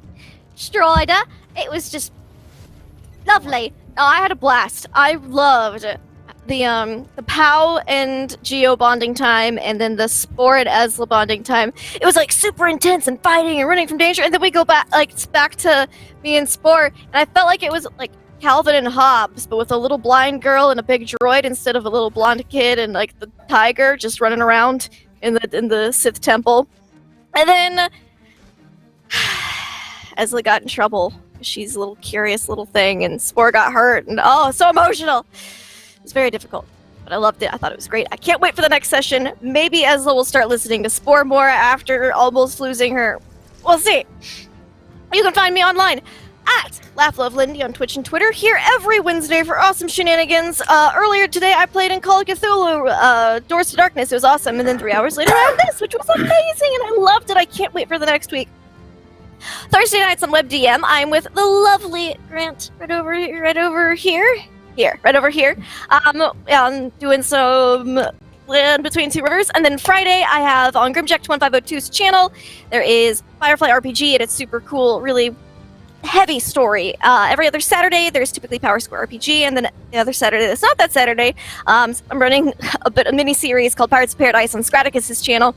Sundays afternoons there's RPGN, which is a clip show from all the awesome clips in the week, so submit those clips, people, we want to see them. It's on WebDM's channel, and then later that evening on Grimjack21502's channel again with our awesome DM here, Strider. We are both players in Pulp Cthulhu, and it is super exciting, and I love it, and the last episode ruined me emotionally. Tuesdays, Tomes and Tentacles podcast by Encounter Roleplay, and then Tuesday evenings, my channel for Out of the Abyss. That's it. More content than you can shake a lightsaber at. Last but not least, Shauna, we got some bonding time for POW. POW is looking at a massive cave-in and explosion starting next session. But how do you feel about this last session? I liked it. I liked having the little paired off and how the dynamics went, the crazy mouse droids, and the kind of like dark side lore and just like deeper like Star Wars lore has been super interesting. Someone that read a lot of those books. But yeah, it's been good. I'm looking forward to like what happens next. Find me up at Flying Cirrus on Twitter, and I usually play it every other week on Parscore RPG's channel on Saturday, and I'm host Waffle Talk with him on Tuesdays. There won't be Dice Camera Action for the next 2 weeks, but instead we'll probably be covering every night of the Stream of Many Eyes starting Friday. So it's gonna be a lot of D&D and a lot of things to cover. So it's gonna be everything to be condensed in like 3 days. So that should be interesting and very tiring. So look out for times for that. I don't know how you all do it, but I love these people coming together to perform their crafts, to show us their passions. I love it. There's, with Star Wars and Cthulhu and all these things out there, Firefly, there's a niche for absolutely like any fandom, anybody that's out there. Speaking of fandoms, tomorrow I believe I'm doing Skyrim right here on Encounter Roleplay. I'm a player. And then, yes, not this Sunday, but most Sundays, doing Pulp Cthulhu. It is the pulpiest thing I've ever been a part of, and the single most proud I've ever been as a player, getting to role play and make tough decisions. And woo, check those out. Check out all these beautiful people. And be back here next week for more Star Wars seed planting and dark lore. Maybe some questions will be answered. Until then, try not to roll too many nat ones, because we want to be here going to the dark side when you do. Good night, everyone.